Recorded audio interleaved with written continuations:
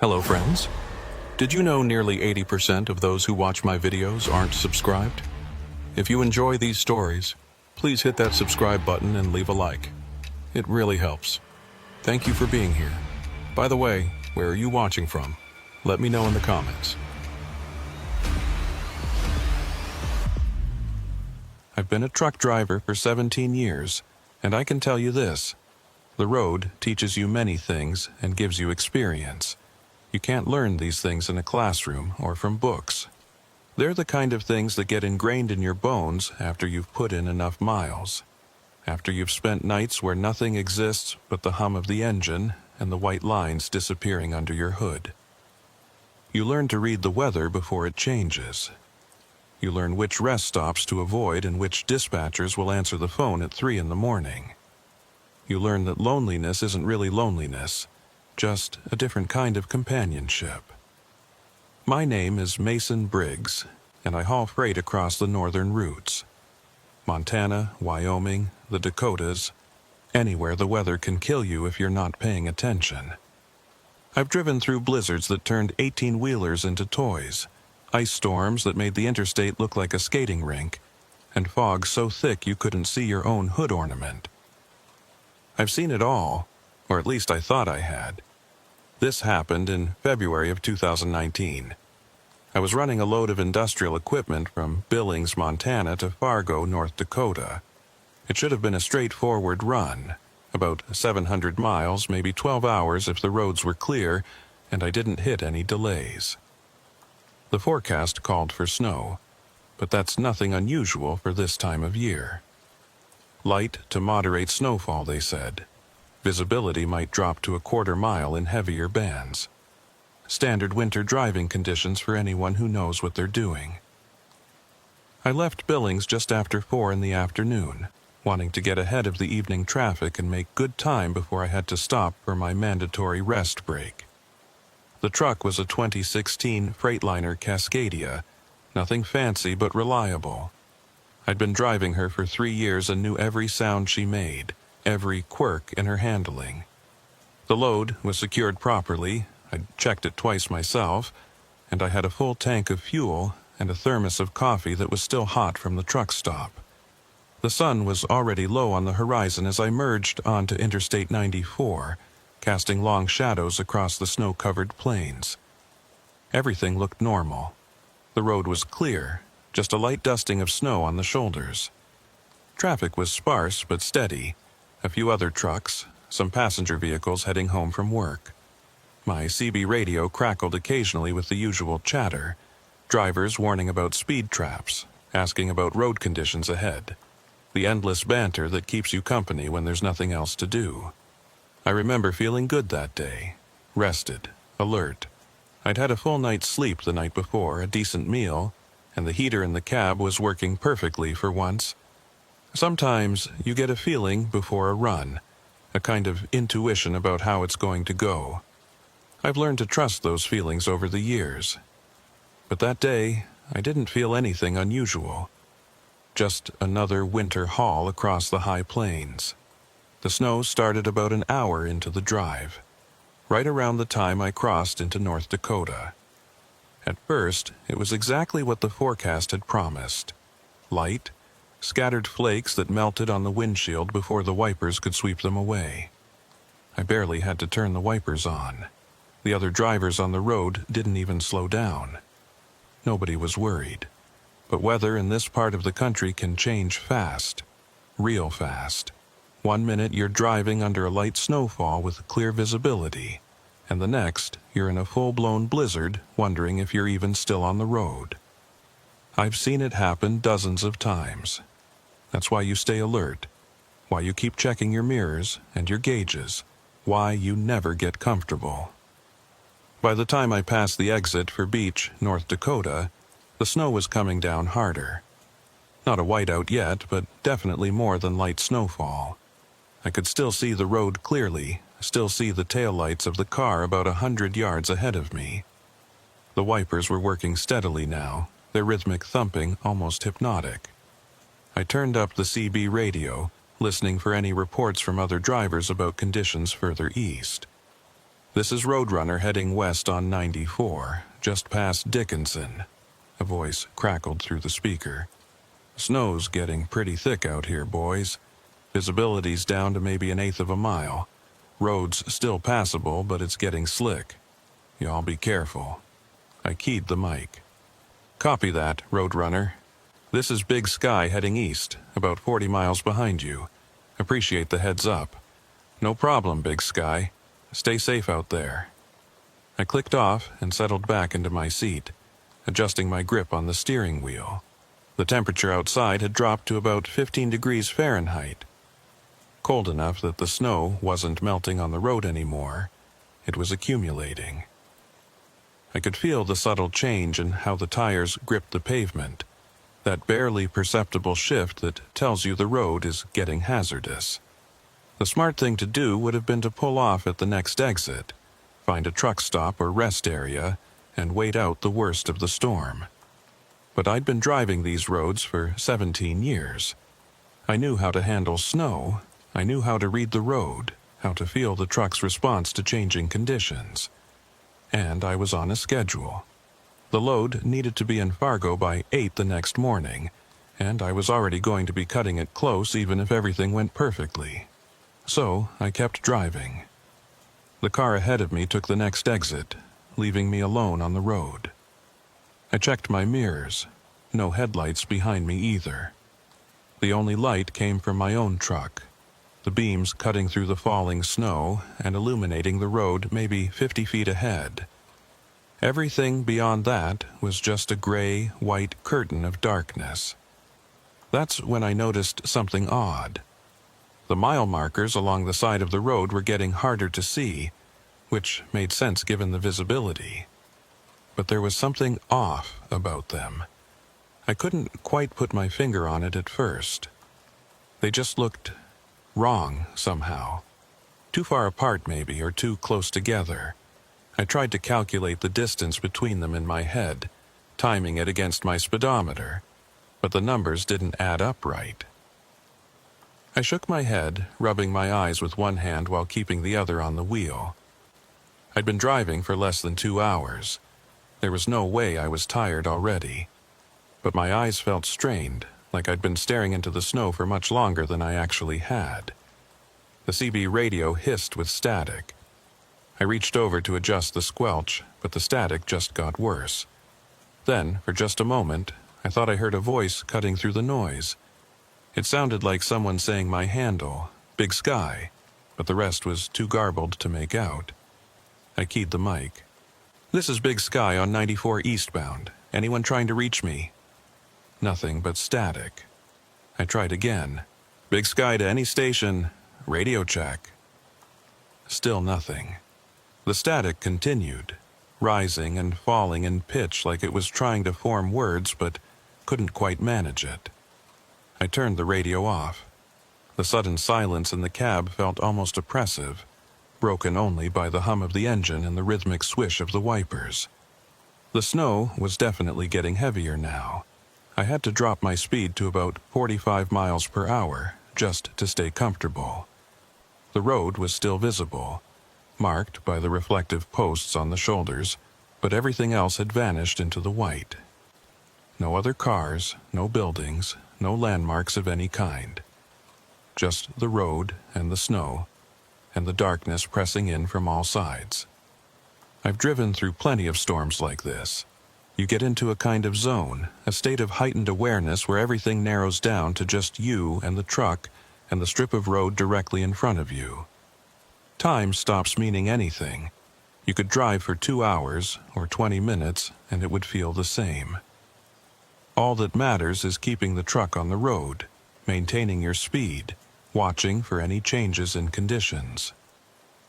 But something felt different about this storm. I couldn't explain what it was exactly. The snow looked normal, the road looked normal. Everything was exactly as it should be in a winter storm on the northern plains. And yet there was this nagging feeling in the back of my mind, this sense that something wasn't quite right. I passed another mile marker, or at least I thought I did. In the split second it was visible in my headlights, I could have sworn it said mile 108. But that didn't make sense. I'd passed mile 108 at least 10 minutes ago, hadn't I? I checked my odometer, trying to do the math in my head, but the numbers seemed fuzzy. Had I driven 8 miles since the last marker I'd noticed, or 18? How long had I actually been on the road? I glanced at the clock on the dashboard. 6:47 p.m. That seemed right. I'd left Billings around 4:15, so I'd been driving for a little over 2.5 hours. That would put me... where exactly? I tried to picture the route in my mind, the sequence of towns and exits I should be passing. Beach, Belfield, Dickinson. Had I passed Dickinson yet? I couldn't remember. The unease was starting to build in my chest now, a tight knot of anxiety that I couldn't quite shake. I told myself I was being ridiculous. It was just a snowstorm. I'd driven through 100 of them. There was nothing wrong. I was just tired, maybe more tired than I'd thought. The snow was playing tricks with my depth perception, making it hard to judge distances. That's all it was. But then I saw the truck. It was pulled off on the shoulder about a quarter mile ahead, barely visible through the snow. Hazard lights flashing. I eased off the accelerator, watching it carefully as I approached. In conditions like this, you never know what you might encounter. A disabled vehicle, an accident, someone who needs help. I've stopped to assist stranded motorists more times than I can count. It's part of the unwritten code of the road. You help when you can, because someday you might be the one who needs it. As I got closer, I could see it was a Peterbilt, maybe a 379 from the shape of it.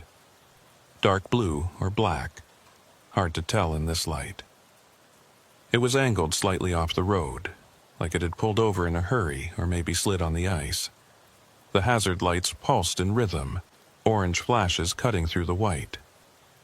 I pulled up alongside it, leaving enough room to pass safely, and looked over as I went by. The cab was dark. No interior lights, no movement that I could see.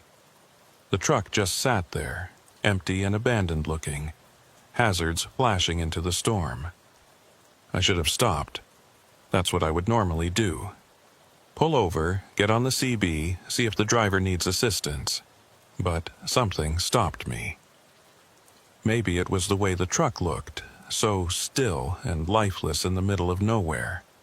Maybe it was the feeling that had been growing in my gut for the past 20 minutes, the sense that something about this whole situation was wrong. Or maybe I just didn't want to leave the safety of my own cab, didn't want to step out into the storm and face whatever was out there. So I kept driving. I watched the truck in my side mirror until it disappeared into the snow behind me. The hazard lights kept flashing until they were swallowed by the white. I told myself I'd call it in when I got to the next town. Let the highway patrol know there was a truck on the shoulder that might need assistance. That was good enough. The snow was coming down so hard now that I could barely see 20 feet in front of me. I'd dropped my speed to 35, and even that felt too fast. The white lines on the road were almost completely invisible, buried under several inches of fresh snow. I was navigating by the reflective posts on the shoulders, counting them off as I passed to make sure I was still going straight. The engine droned on, steady and reliable. The heater blasted warm air into the cab. The wipers swept back and forth, fighting a losing battle against the accumulating snow. Everything was exactly as it should be, and yet I couldn't shake the feeling that I was driving into something, some invisible boundary that I couldn't see but could somehow sense. That's when I saw the sign. It was one of those green highway signs, the kind that tells you what exit is coming up and how far away it is. It emerged from the snow for just a moment, close enough to read, Dickinson exit 61, 8 miles. I stared at it as it disappeared behind me, my mind trying to process what I'd just seen. Dickinson, exit 61, 8 miles. But I'd passed Dickinson over half an hour ago, hadn't I? I checked the clock again, 6:52 p.m. 5 minutes since the last time I'd looked. 5 minutes that felt like they'd lasted much longer than that. I checked the odometer. The numbers seemed right, but I couldn't remember what they'd been before. Everything was getting fuzzy, uncertain. I keyed the CB radio, forgetting for a moment that it wasn't working. Static hissed back at me. I turned it off again. The road curved slightly to the right, and I followed it, keeping my speed steady. The curve seemed to last longer than it should have, as if the road was spiraling around itself. But that was impossible. This section of I-94 was almost perfectly straight for miles. I knew this road. Another mile marker appeared in my headlights. Mile 108. My hands tightened on the steering wheel. That was impossible. That was the same marker I'd seen before, or thought I'd seen. I must have misread it. The snow was playing tricks on me, making the numbers look like something they weren't. But even as I told myself that, I knew it wasn't true. I'd seen what I'd seen. Mile 108. The same marker, again. The knot in my chest pulled tighter. I forced myself to breathe slowly, deeply. There had to be a logical explanation. Maybe I'd gotten turned around somehow, doubled back without realizing it. But that didn't make sense either. I hadn't made any turns. I'd been driving straight, following the road. The snow seemed to be getting even thicker, if that was possible. It wasn't falling anymore so much as hanging in the air, a solid wall of white that my headlights could barely penetrate. I couldn't see the shoulders anymore, couldn't see the reflective posts. The only thing I could see was about 10 feet of road directly in front of me. And even that was more of a guess than actual vision. This was a whiteout, a real one, the kind where you lose all sense of direction and perspective, where up and down stop meaning anything, where you can't tell if you're moving or standing still. I should pull over, I should stop the truck right now and wait it out. That was the safe thing to do, the smart thing. But I couldn't see the shoulder anymore. I didn't know where the road ended and the ditch began. If I tried to pull over now, I might end up stuck in a snowdrift, or worse, rolled over on my side. So I kept driving, barely crawling along at 20 miles per hour, my entire world reduced to that tiny bubble of visibility around my truck. The engine hummed, the wipers swept, the heater blasted. Everything normal, everything routine. Except for the growing certainty in my mind that I was going in a circle. I don't know how long I drove like that. Could have been 20 minutes, could have been an hour. Time had stopped making sense. The clock on the dashboard seemed to be moving. The numbers changing, but they didn't connect to anything real anymore. I was driving through a void, a white emptiness where nothing existed except my truck and the road beneath it. Then I saw the hazard lights, orange flashes in the distance barely visible through the snow. My heart started pounding. I knew what I was going to see before I got close enough to see it. The same Peterbilt. The same dark blue or black paint job. The same angle, pulled off on the shoulder like it had been there for hours. I pulled alongside it, going so slow I was barely moving. I looked over at the cab. Dark. Empty. Exactly the same as before. This wasn't possible. I hadn't turned around. I'd been driving straight, following the road. There was no way I could be back at the same spot. No way. Unless I'd never left it. The thought hit me like a physical blow, and suddenly I couldn't breathe. The cab felt too small, too hot, the air too thick. I cracked the window, letting in a blast of cold air and snow that stung my face. The shock of it cleared my head a little, enough to think. Okay, stay calm. There's an explanation for this. Maybe it's not the same truck. Maybe it's just another Peterbilt that happens to look similar, pulled over in the storm. It's not unusual for multiple trucks to be stopped in weather like this. But I knew that wasn't true. I'd seen enough details the first time. The specific model, the way it was angled, the pattern of the hazard lights. This was the same truck, exactly the same, which meant I was driving in a loop. I felt the panic rising in my throat, hot and choking. I forced it down, made myself focus. Panic kills. Panic makes you do stupid things that get you killed. I'd been trained for this, had dealt with dangerous situations before. Stay calm. Assess the situation. Make a plan. I checked my GPS unit mounted on the dashboard. The screen showed the familiar map of I-94, a blue line showing my road. According to the GPS, I was about 60 miles west of Dickinson, right where I should be. The little truck icon sat on the highway, not moving because I'd stopped to look at the stranded Peterbilt. But if I was where the GPS said I was, then I couldn't be seeing the same truck again. The GPS had to be wrong. Or I was wrong. Or something was very, very wrong with reality itself. I put the truck in gear and started driving again, giving the Peterbilt a wide berth. As I passed it, I looked in my mirror and watched the hazard lights fade into the snow. This time I marked the exact moment they disappeared from view. I was going to pay attention to everything. Notice every detail. Prove to myself that I wasn't going in circles. The odometer read 347,691 miles. I watched the 1/10 of a mile digit click over, out to 2, Y3, or 4. The road stretched out ahead of me, buried in snow, but still there, still guiding me forward. I was moving. The truck was moving. The miles were adding up on the odometer. I started counting in my head, matching my count to the clicking digits. 1 mile, 2 miles, 3 miles. At 20 miles per hour in these conditions, it would take 3 minutes per mile. I checked the clock, 7:08 p.m. By 7:11, I should have driven 1 mile. 7:11 came and went.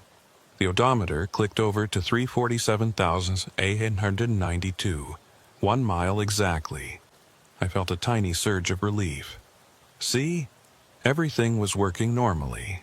I was making progress. I was moving forward, not in circles. I kept counting. 4 miles, 5 miles. The snow continued to fall, thick and relentless, but I was getting through it. I'd driven through worse. This was just a bad storm, that's all it was. At 7:23, the odometer read 347,896. 5 miles traveled. 15 minutes elapsed. The math worked out perfectly. I allowed myself to relax slightly, loosening my death grip on the steering wheel. My shoulders ached from the tension. I rolled them back, trying to work out the knots, and took a long drink from my thermos. The coffee was lukewarm now, but still strong enough to help. The road ahead looked the same as it had for the past half hour. White, featureless, barely visible. No landmarks, no other vehicles, no signs. Just the endless ribbon of pavement disappearing into the storm. Then I saw them again. The orange flashes, no. No. No, no. This wasn't happening. This couldn't be happening. But it was. There was the Peterbilt, pulled over on the shoulder, hazards flashing, exactly where it had been before.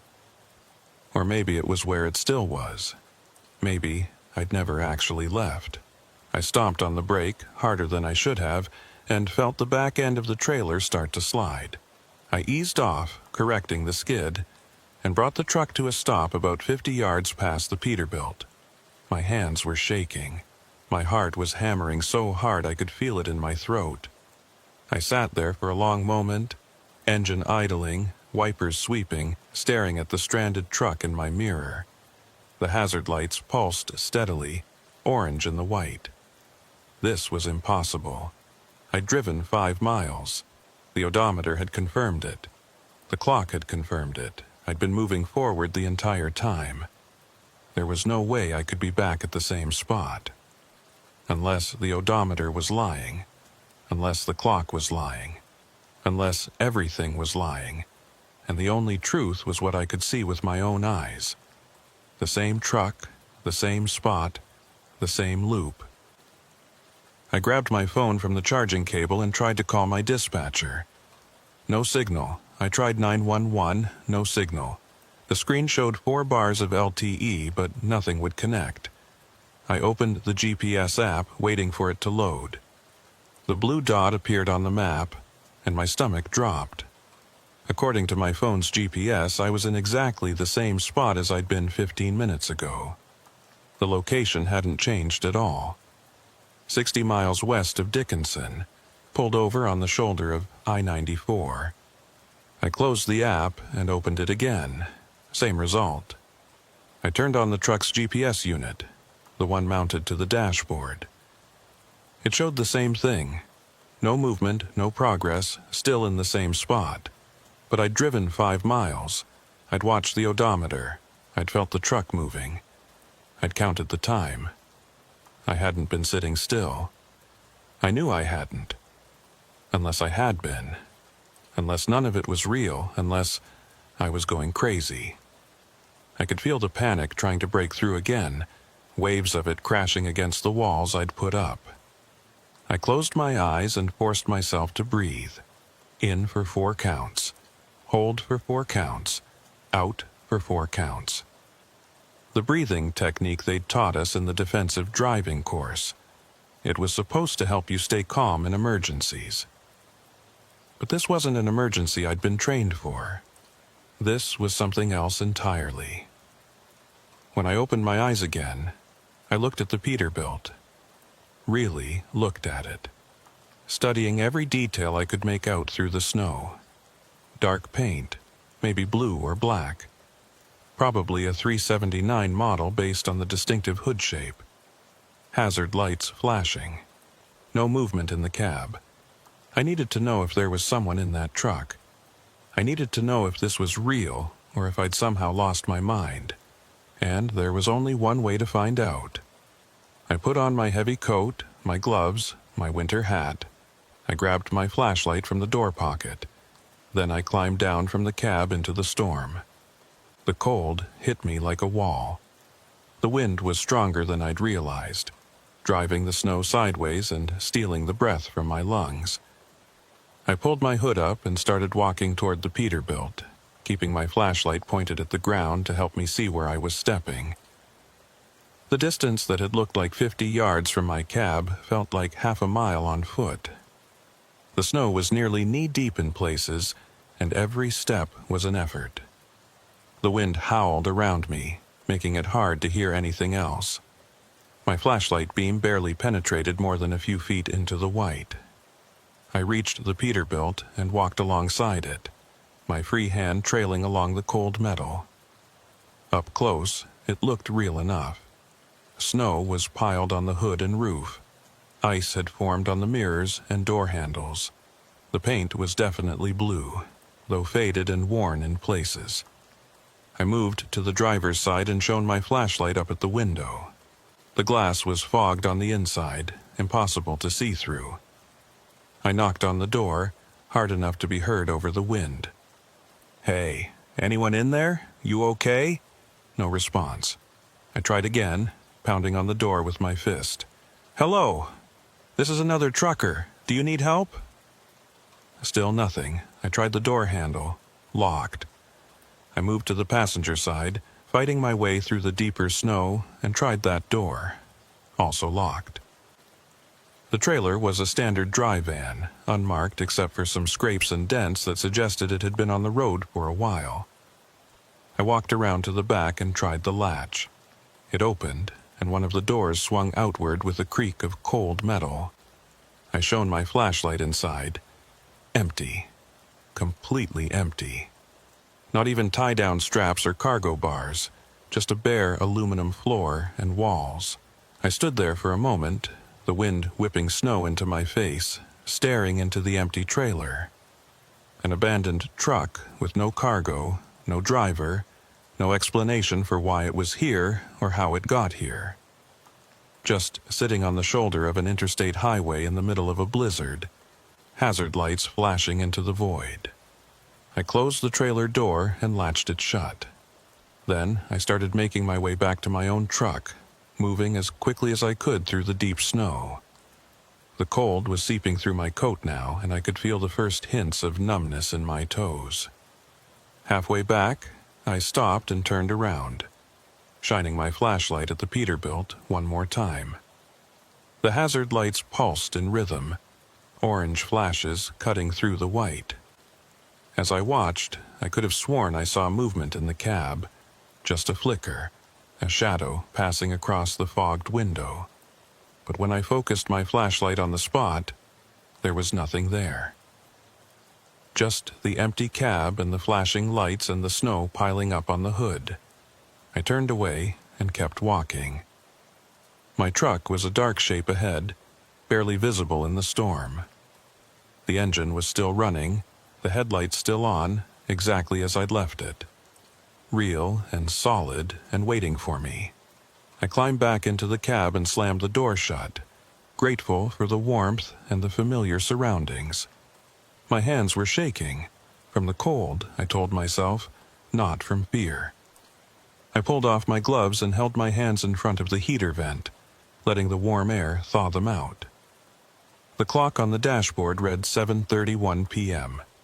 I'd been outside for less than 10 minutes, though it had felt like much longer. I sat there for a while, trying to figure out what to do. I could stay here, wait out the storm, hope that visibility improved and everything started making sense again. Or I could keep driving, keep moving forward, trust that eventually I'd break free of whatever this was. Staying felt safer. But something about the idea of sitting here next to that empty Peterbilt, waiting in the dark while the snow piled up around me, filled me with a dread I couldn't explain. So I put the truck in gear and started driving again. This time, I kept my eyes locked on the odometer, watching every tenth of a mile click by. I checked the clock obsessively, making sure time was passing at the right rate. I searched the white emptiness ahead for any sign, any landmark, any indication that I was somewhere different than before. 1 mile passed, 2 miles, 3 miles. The odometer climbed, 347,897 in 347,898, 347,899. At exactly 4 miles, I saw the orange lights ahead. I didn't stop this time. I didn't slow down. I just kept driving, kept moving forward as I passed the Peterbilt for what might have been the 3rd time, or the 4th, or the 100th. The hazard lights flashed in my peripheral vision and then faded behind me. I drove another 5 miles. The odometer confirmed it. The clock confirmed it. And then there were the orange lights again, right where they'd always been. The loop was tightening. Or maybe it had never been more than a few miles to begin with, and my instruments were just now starting to tell the truth. I'd been driving in circles for hours, trapped in a stretch of road that folded back on itself, passing the same mile markers and the same abandoned truck over and over and over. I kept driving. What else could I do? The snow had stopped falling. I didn't notice it right away. When you've been staring into a wall of white for hours, watching the snow spiral endlessly in your headlights, your brain eventually stops registering the individual flakes. They become a texture, a medium you're moving through, as constant and unchanging as water to a fish. So when they finally stopped, when the air suddenly cleared and I could see more than 20 feet in front of me, it took a moment for my mind to catch up with what my eyes were seeing. The road stretched out ahead, covered in snow but visible. I could see the shoulders again, the reflective posts marking the edges, the white lines buried beneath a few inches of powder. The clouds above were still thick and dark, pressing down like a ceiling, but the visibility had improved to maybe a quarter mile. After hours of driving through that white void, it felt like being able to see forever. I checked the clock, 9:47 p.m. Over 3 hours since I'd left Billings.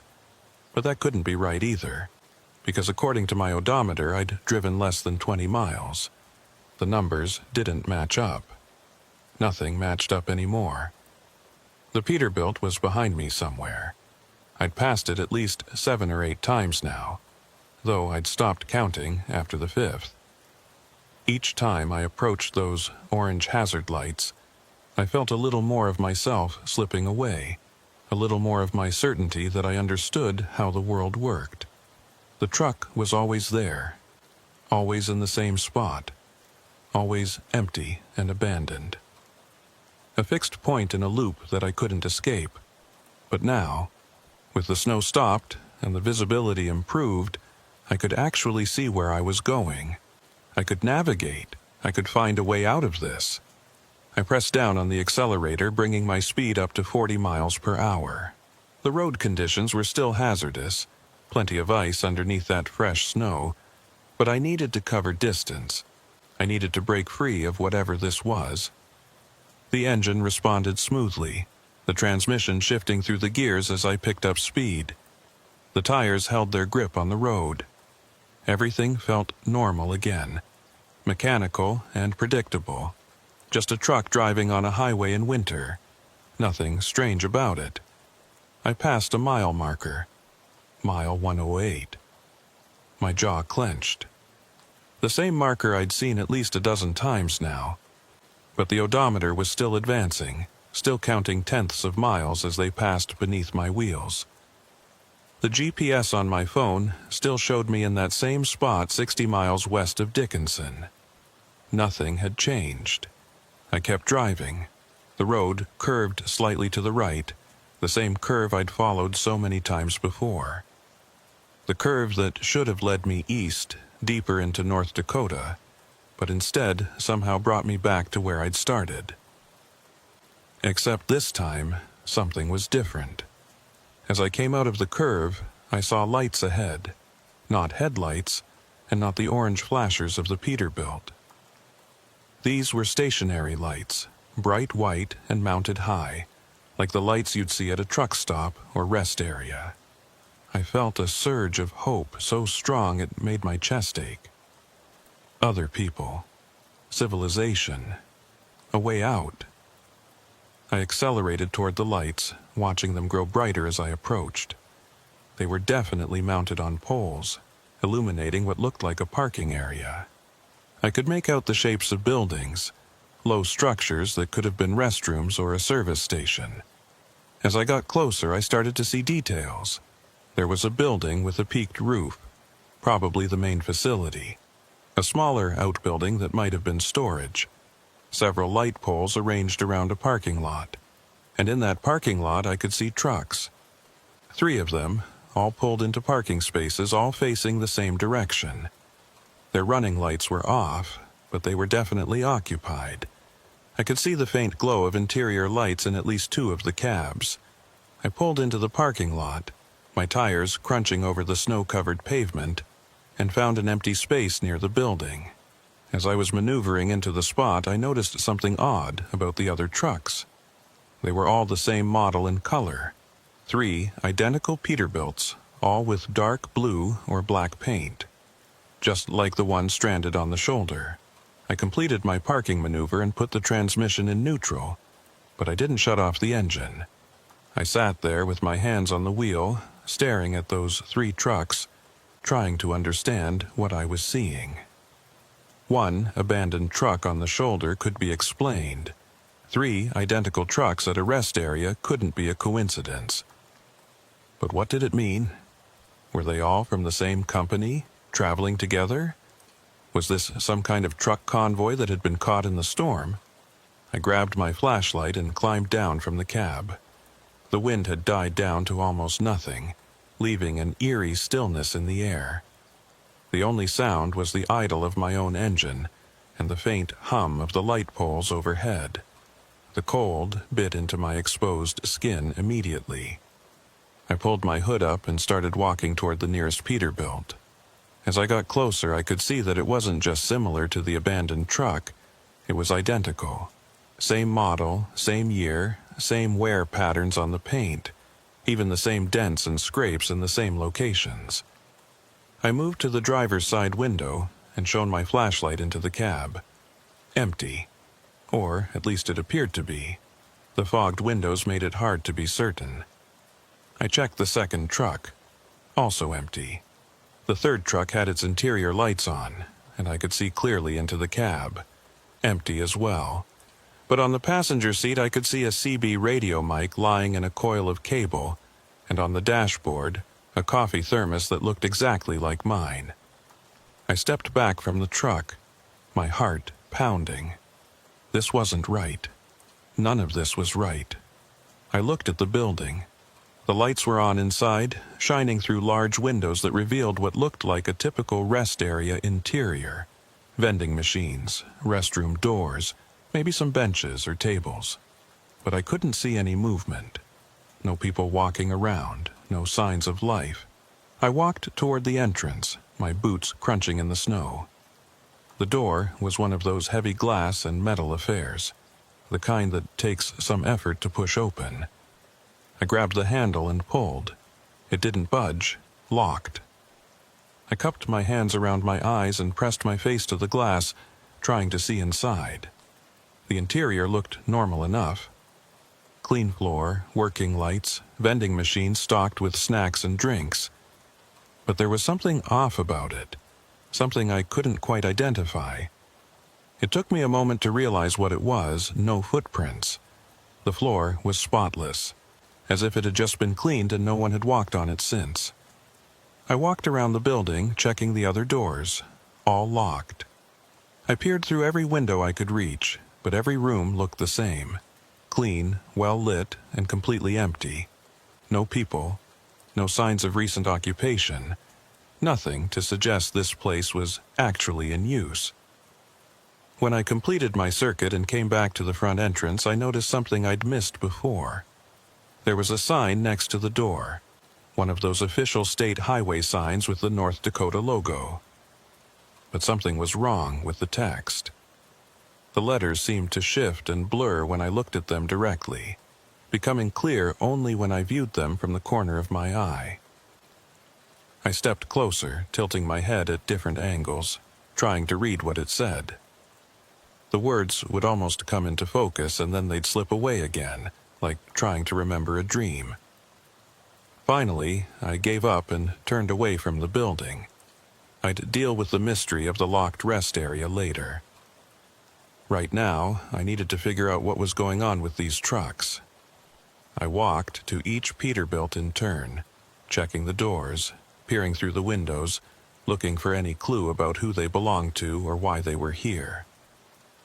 All three were locked. All three were empty. All three were identical in every detail I could see. As I was examining the third truck, I heard something. A faint sound, barely audible over the hum of my own truck's engine.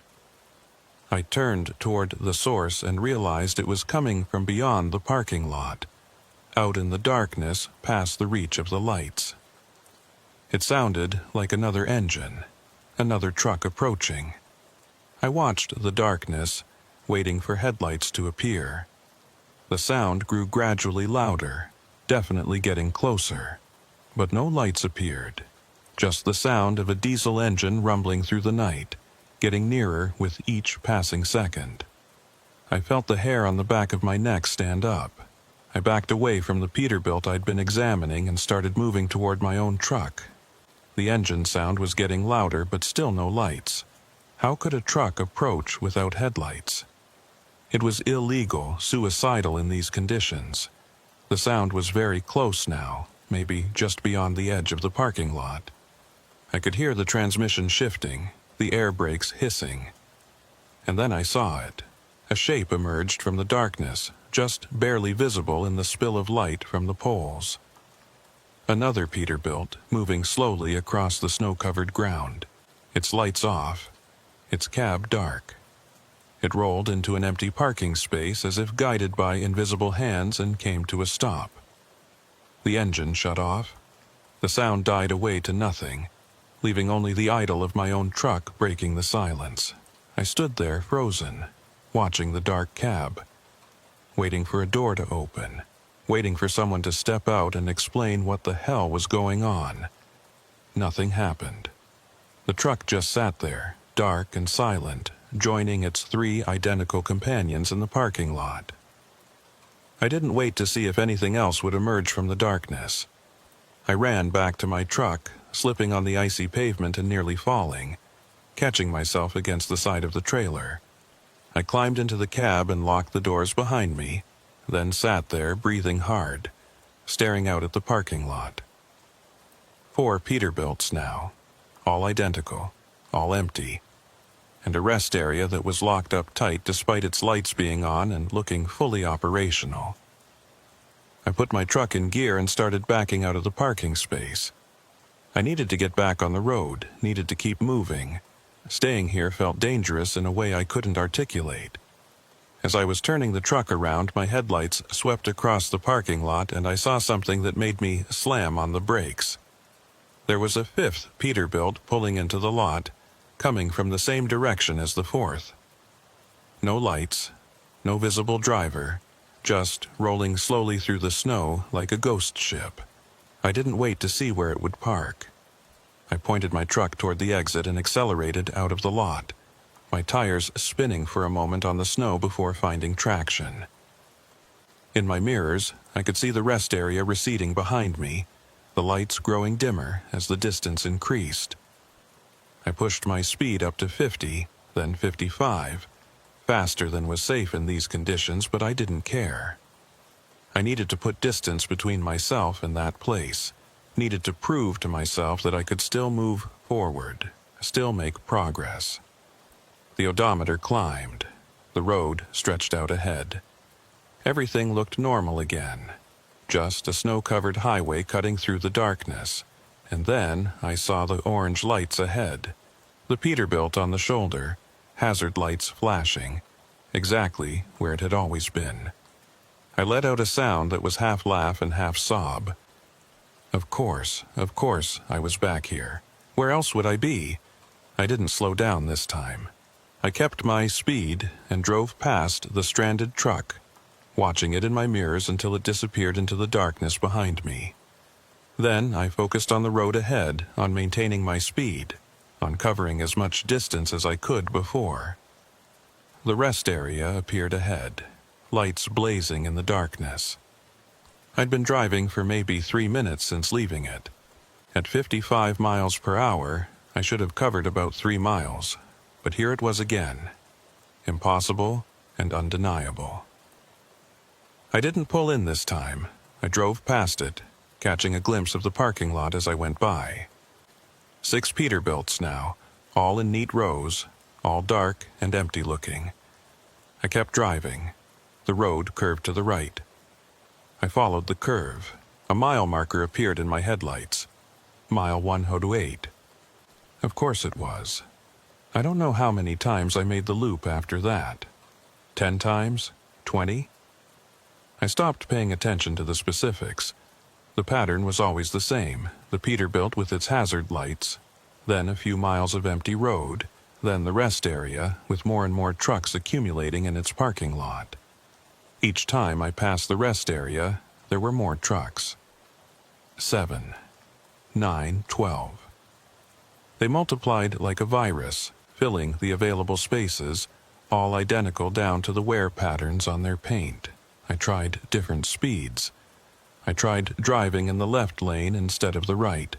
I tried stopping completely and shutting off my engine, sitting in the dark for 15 minutes before starting again. Nothing changed. The loop remained constant. The odometer kept advancing. According to it, I'd driven over 100 miles since leaving Billings. But I'd never left this stretch of road, this impossibly short section that contained only a stranded truck, some empty miles, and a rest area that was slowly filling with ghost trucks. At some point during one of the loops, I tried my phone again. Still no signal for calls, but the GPS still worked. I pulled up the map and looked at it carefully.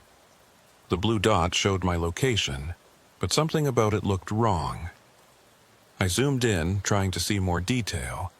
The road I was on was marked as I-94, but the shape of it wasn't quite right. There were small deviations from what I knew the highway should look like. Subtle curves where there should be straight sections where I remembered curves. I zoomed out, looking at the larger area. The towns and cities were in approximately the right places, but their names seemed slightly off. Not wrong exactly, just shifted. Dickinson was there, but it was spelled differently. Belfield had become Belford. Beach was now Reach. I closed the GPS app and opened it again, hoping it would reset to normal. The same strange map loaded, with the same wrong names and shifted geography. I threw the phone onto the passenger seat and gripped the steering wheel with both hands. My breathing was getting faster, shallower. The panic I'd been holding back was starting to break through. No. Stay calm, stay focused. There's an explanation for this. There has to be. But what explanation could there possibly be?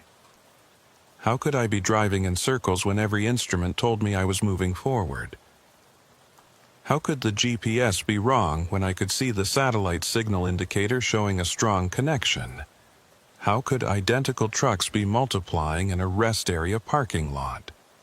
The only explanation that made sense was that I'd lost my mind, that I was having some kind of psychotic break, some dissociative episode that was causing me to hallucinate or misperceive reality.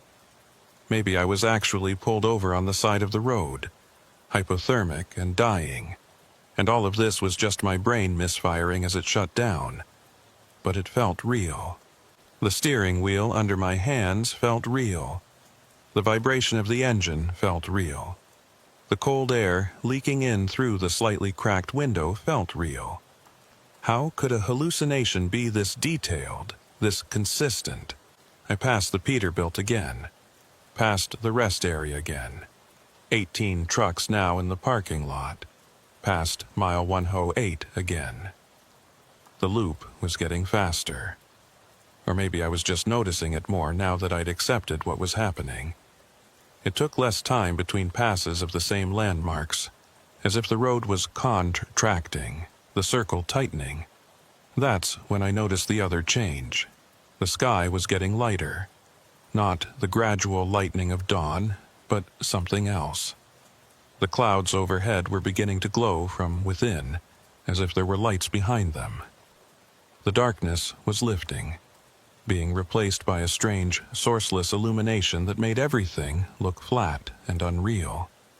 The snow on the ground seemed to be glowing too, phosphorescent and bright. My headlights were almost useless now, adding no additional light to what was already there. I turned them off. The road ahead was just as visible without them. I checked the clock, 11:34 p.m. Still night. Still hours before dawn. But the world outside my cab was getting brighter with each passing minute. The temperature was also changing. According to the gauge on my dashboard, it was getting warmer outside. Not just a little warmer, significantly so.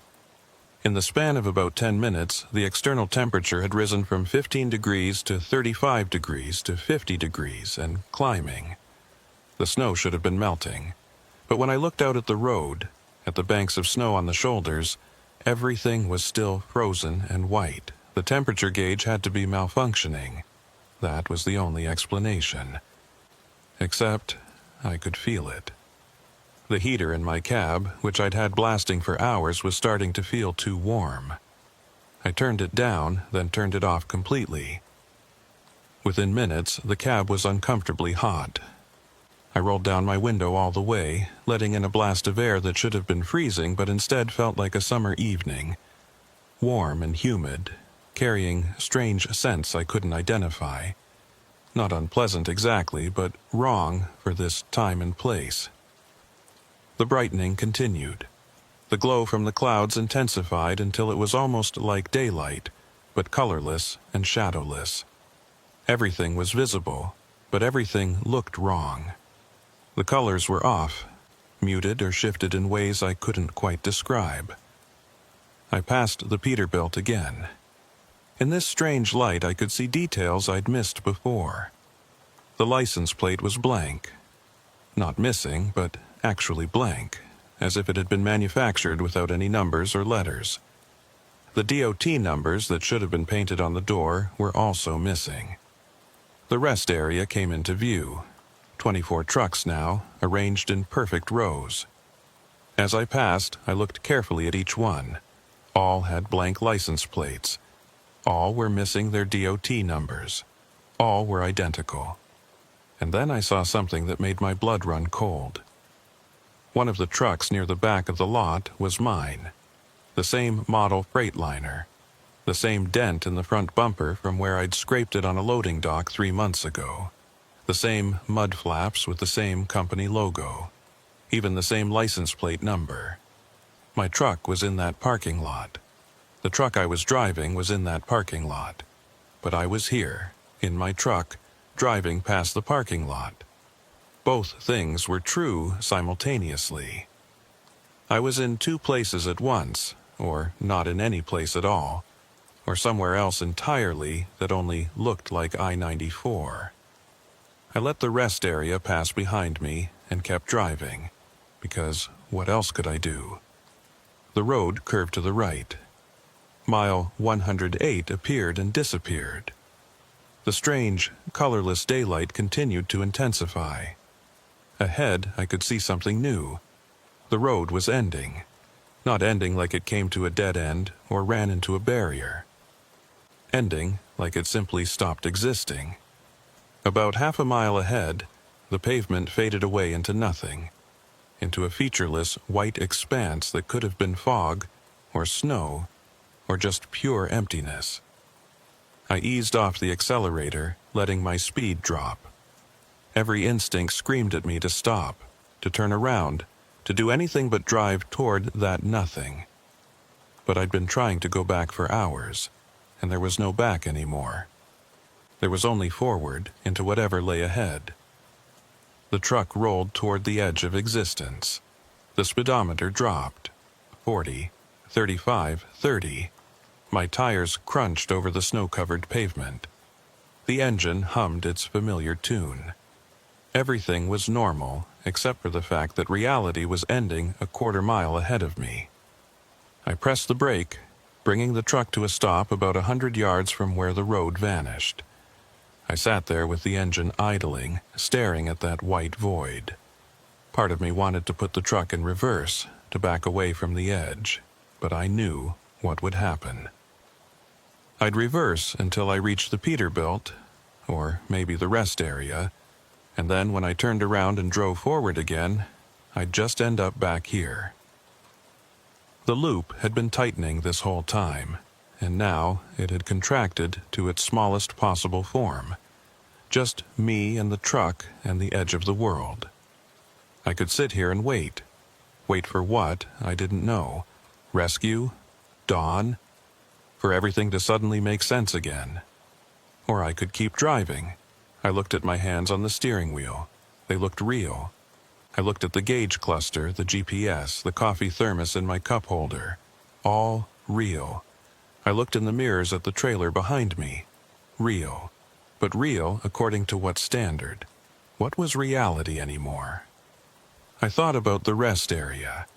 About that parking lot filling up with identical trucks, including one that was supposedly the same truck I was sitting in. I thought about the Peterbilt I'd passed dozens of times, empty and abandoned and unchanging. I thought about the map on my phone with its wrong names and shifted geography. Maybe I'd been dead for hours.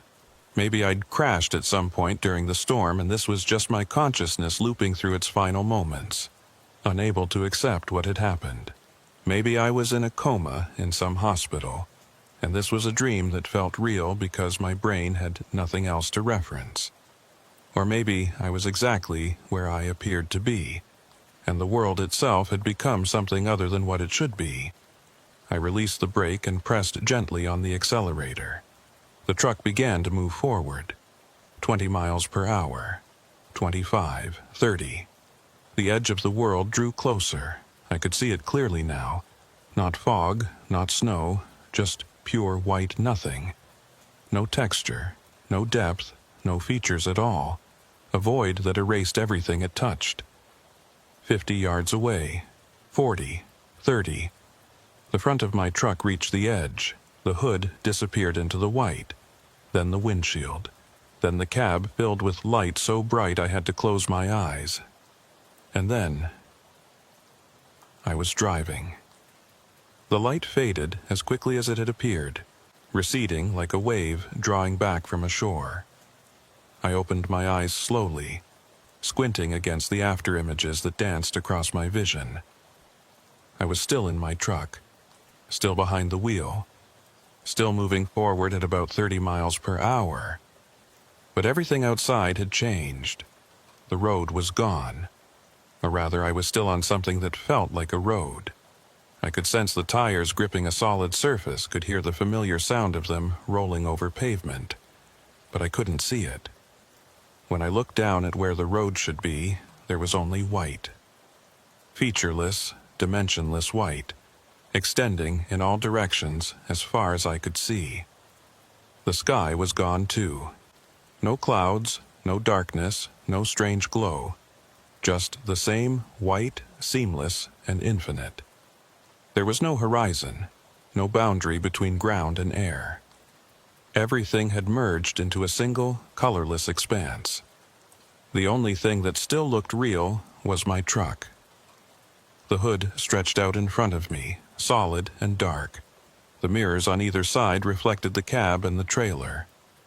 When I looked behind me through the back window, I could see the trailer perfectly clearly, its white aluminum sides standing out in sharp contrast to the white void surrounding it. But the truck seemed to be floating, suspended in nothing. There was no road visible beneath the tires, no sense of up or down, no reference points of any kind. I should have been terrified. I should have been screaming, should have slammed on the brakes and just stopped moving, should have curled up in the cab and waited for whatever was going to happen next. But instead, I felt oddly calm, almost peaceful. The panic that had been building for hours suddenly evaporated, replaced by a strange acceptance.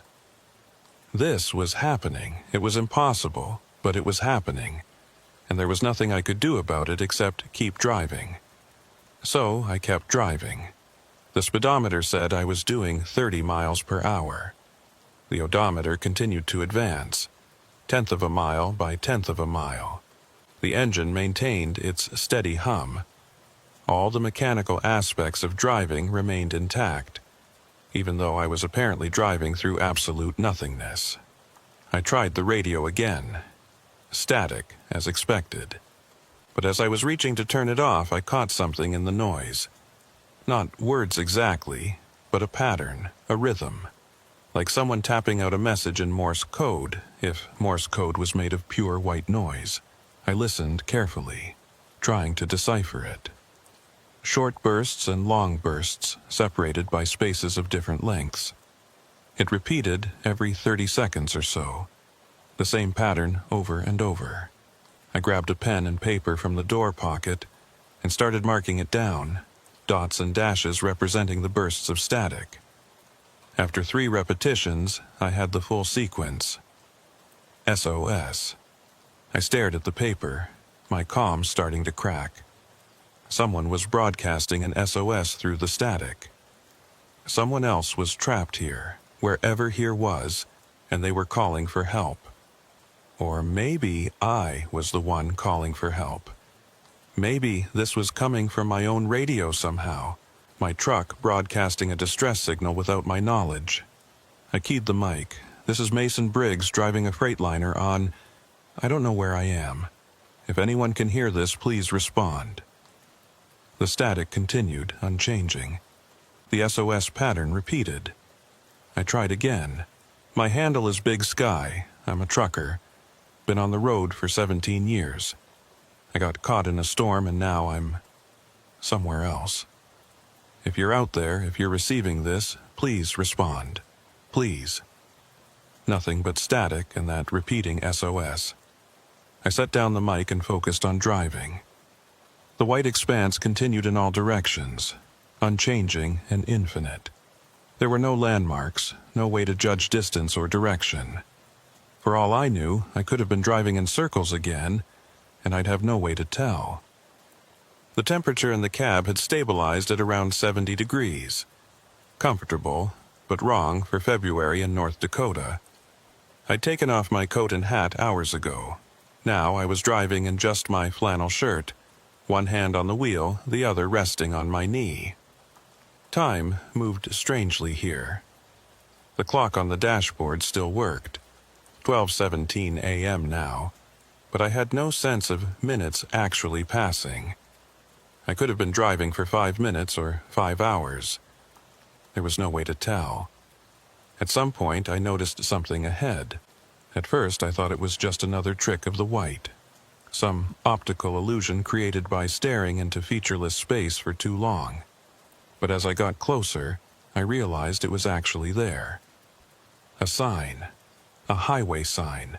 Green with white text, standing by itself in the white void. As I approached, I could read what it said. Exit 108 mile 0. I passed the sign. It stood there by itself. No exit ramp, no road leading away from it. Just a marker indicating something that didn't exist. A few seconds later, I saw another sign ahead. As I got closer, I saw it was identical to the first. Exit 108 mile 0, I passed it. A few seconds later, another identical sign appeared ahead. The signs were coming faster now, appearing every few seconds. All identical, all marking an exit that wasn't there, all indicating mile 0. I stopped counting after the 20th. Then the signs changed. The next one I passed said, Exit 108 mile 1. The one after that, mile 2. The numbers continued to decrease as I passed sign after sign. Mile 5, mile 10, mile 23. The distance was running backward, counting down to some unknown destination or destination. At mile 47, the signs stopped appearing. The white expanse was empty again, featureless and silent except for the hum of my engine and the SOS pattern still repeating on the radio. I don't know how long I drove through the empty white. Could have been hours. Could have been days. The clock kept ticking, but the numbers stopped meaning anything. 12:17 became 1:43, became 3:22, became 12:17 again, cycling through times that may or may not have been real. I wasn't hungry. I wasn't thirsty. I wasn't tired. I just drove because driving was all there was. And then I saw the trucks. They appeared suddenly, without warning. Dozens of them, maybe hundreds, stretching out to either side of my path. All Peterbilts, all dark blue or black. All parked in neat rows like vehicles in a massive lot, except there was no lot, just the white void and the trucks suspended in it. I drove between the rows, looking at them as I passed. They all had the blank license plates I'd seen before, the missing DOT numbers. Their windows were fogged or dark. Most appeared empty, but as I drove deeper into this forest of trucks, I started to see shadows moving in some of the cabs. Not people, not exactly. Just shapes that might have been people, or might have been something else. They moved jerkily, unpredictably, pressing up against the windows and then pulling back, leaving smears on the glass that could have been condensation or could have been something else. I kept driving straight, not slowing down, trying not to look too closely at the shapes in those cabs. The trucks seemed to go on forever, endless rows extending into the white on either side. Then I saw my truck again. It was parked in one of the rows, about 50 yards to my right. The same dent in the bumper, the same mud flaps, the same license plate. and through the windshield I could see a figure sitting in the driver's seat. The figure looked like me. Same build, same flannel shirt, same posture. It was sitting perfectly still, hands on the wheel, staring straight ahead through the windshield. As I watched, it slowly turned its head to look at me. Even from this distance, even through 2 layers of windshield, I could see its face clearly. It was me. Exactly me. Every detail perfect. From the 3-day stubble on my jaw to the scar above my left eyebrow where I'd cut myself on a trailer door 5 years ago.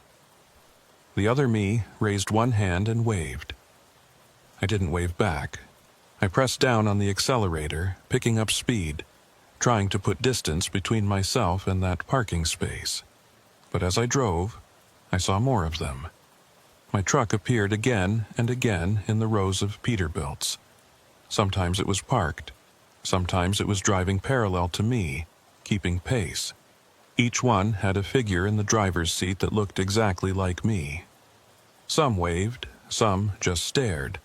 One was pounding on the window, mouth open in a silent scream. I focused on the path ahead, on the empty space between the rows, trying not to look at the copies of myself trapped in those other trucks. But I could feel them watching me, all those other Masons, all those other versions of me that had ended up here through choices or accidents or random chance. The forest of trucks began to thin out. The rows became more sparse, the distances between them growing. And then, suddenly, I was through. The trucks were behind me, disappearing into the white, and ahead there was nothing but empty space again. I glanced in my mirror. The trucks were already gone, swallowed by the void as if they'd never been there. The SOS pattern on the radio stopped. The static continued, but the repeating message was gone. In its place was something new, a voice. It was distant and distorted, barely audible over the static, but definitely a voice, speaking words I couldn't quite make out. I turned up the volume, leaning closer to the speaker. "Return to," the voice said, cutting in and out. "Can't stay. Hello?" I grabbed the mic. "Hello, I can hear you. Please repeat." "Exit 108, the voice continued, ignoring my transmission. Before the static swelled, drowning out the rest.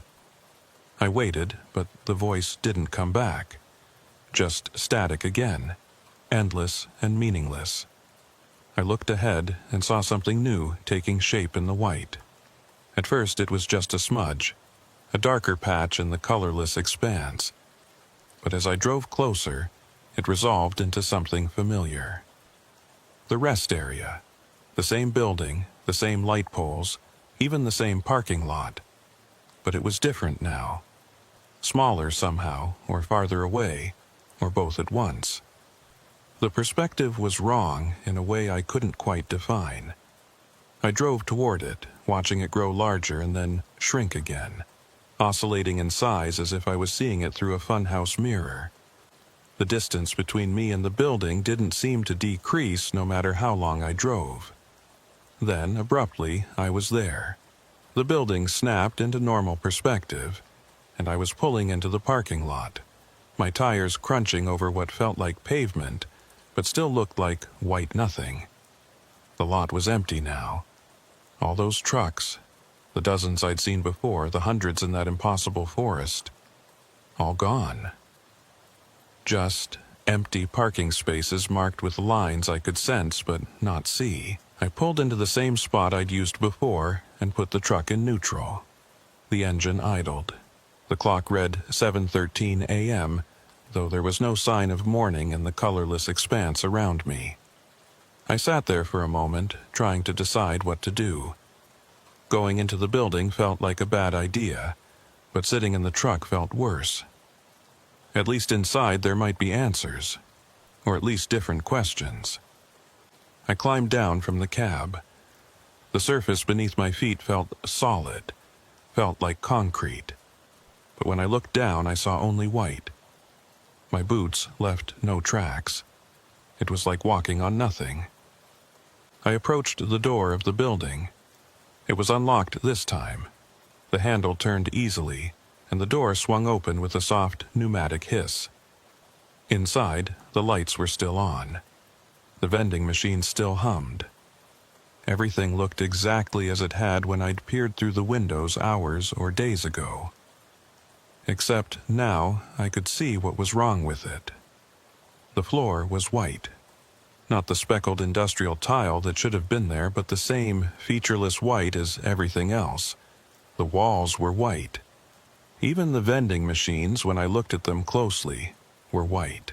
Everything had been drained of color, replaced with this blank nothingness that seemed to be spreading through reality like an infection. I walked through the building, my footsteps making no sound on the white floor. There were hallways leading to restrooms, a small convenience store area, what might have been a driver's lounge. All empty, all white. In the back, I found a door marked Office. It was unlocked. I opened it and stepped inside. The office was small, barely large enough for a desk and a filing cabinet. On the desk was a logbook, the kind truck stops use to keep track of who comes and goes. I picked it up and opened it. The pages were full of entries, handwritten in black ink. Names and times, truck numbers, and destinations. I flipped through them, scanning the entries. Every name was Mason Briggs. Every truck was a Freightliner with my license plate number. Every destination was Fargo, North Dakota. The entries went back for pages. Hundreds of them, maybe thousands. All me. All the same trip. All recorded in the same handwriting, which I recognized as my own. I flipped to the most recent entry. Mason Briggs. February 11th, 2019. 7:13 a.m. Still driving. That was the date. That was the current time according to my truck's clock. And I hadn't written that entry. I'd never been in this office before. But there it was, in my handwriting, recording my presence at this exact moment. I set down the logbook and backed out of the office. The building suddenly felt threatening, claustrophobic, even though it was completely empty. I needed to get back to my truck. I walked quickly through the white halls, back to the main entrance. The door was still open. Through it, I could see my truck parked in the lot, solid and real in all this whiteness. I stepped outside and stopped. There was someone standing next to my truck. It was me, another me. This one looked older, more worn down. His clothes were the same ones I was wearing, but faded and stained. He was leaning against the truck, arms crossed, looking directly at me. "You should have stopped," he said. His voice was mine, but rougher, strained. Back at Dickinson. Should have pulled over and waited out the storm. I didn't move, didn't speak, just stared at this other version of myself. "I tried everything," he continued. "Different speeds, different routes, even tried driving backward for a while. Doesn't matter. The loop always brings you back. And each time through, it gets a little worse, a little more simplified." "How long have you been here?" I managed to ask. He laughed, a harsh sound. "How long? That's the question, isn't it? According to the clock, it's been about 12 hours. According to the odometer, I've driven 3,000 miles. According to my beard growth," he rubbed his jaw and I could see the stubble was much heavier than mine, "I'd say about 3 weeks. That's impossible. Yeah, add it to the list." He pushed away from the truck. "Here's what I figured out. This place is some kind of fold, a loop in space where the road bends back on itself. We drove into it during the storm, and now we can't get out. The white is the edges of the fold, the places where reality doesn't exist anymore." "How many of us are here?" I asked, thinking of all those trucks I'd passed. "How many times have you already looped?" I tried to count. Lost track after 20. A lot. Then at least that many. Every time through the loop you leave a copy behind, or maybe you become a copy and the original keeps driving. I don't know. But there are a lot of us here now, all stuck, all trying to find a way out. He walked toward me, and I instinctively took a step back. He noticed and stopped. "Don't worry," he said. "I'm not going to hurt you. I'm not even sure I could. I think we're in different layers, maybe. Different iterations of the same moment. We can see each other, talk to each other, but we can't really interact." "The voice on the radio," I said. "Was that you?" "Maybe, or maybe it was another one of us. We've been trying to communicate, trying to warn the newer iterations, but the signal doesn't travel well through the layers. Most of the time it's just static. How do we get out?" He was quiet for a long moment. Then he said, "I don't think we do. I think this is it. We drove into the fold and now we're part of it.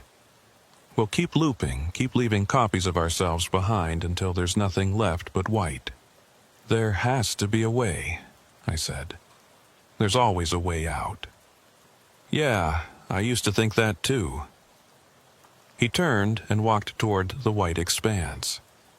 At the edge, where the parking lot ended, he stopped and looked back. "Maybe you'll figure it out. Maybe you're the one who finds the exit, but I've been looking for weeks, and all I've found is more white." He stepped into the whiteness and disappeared.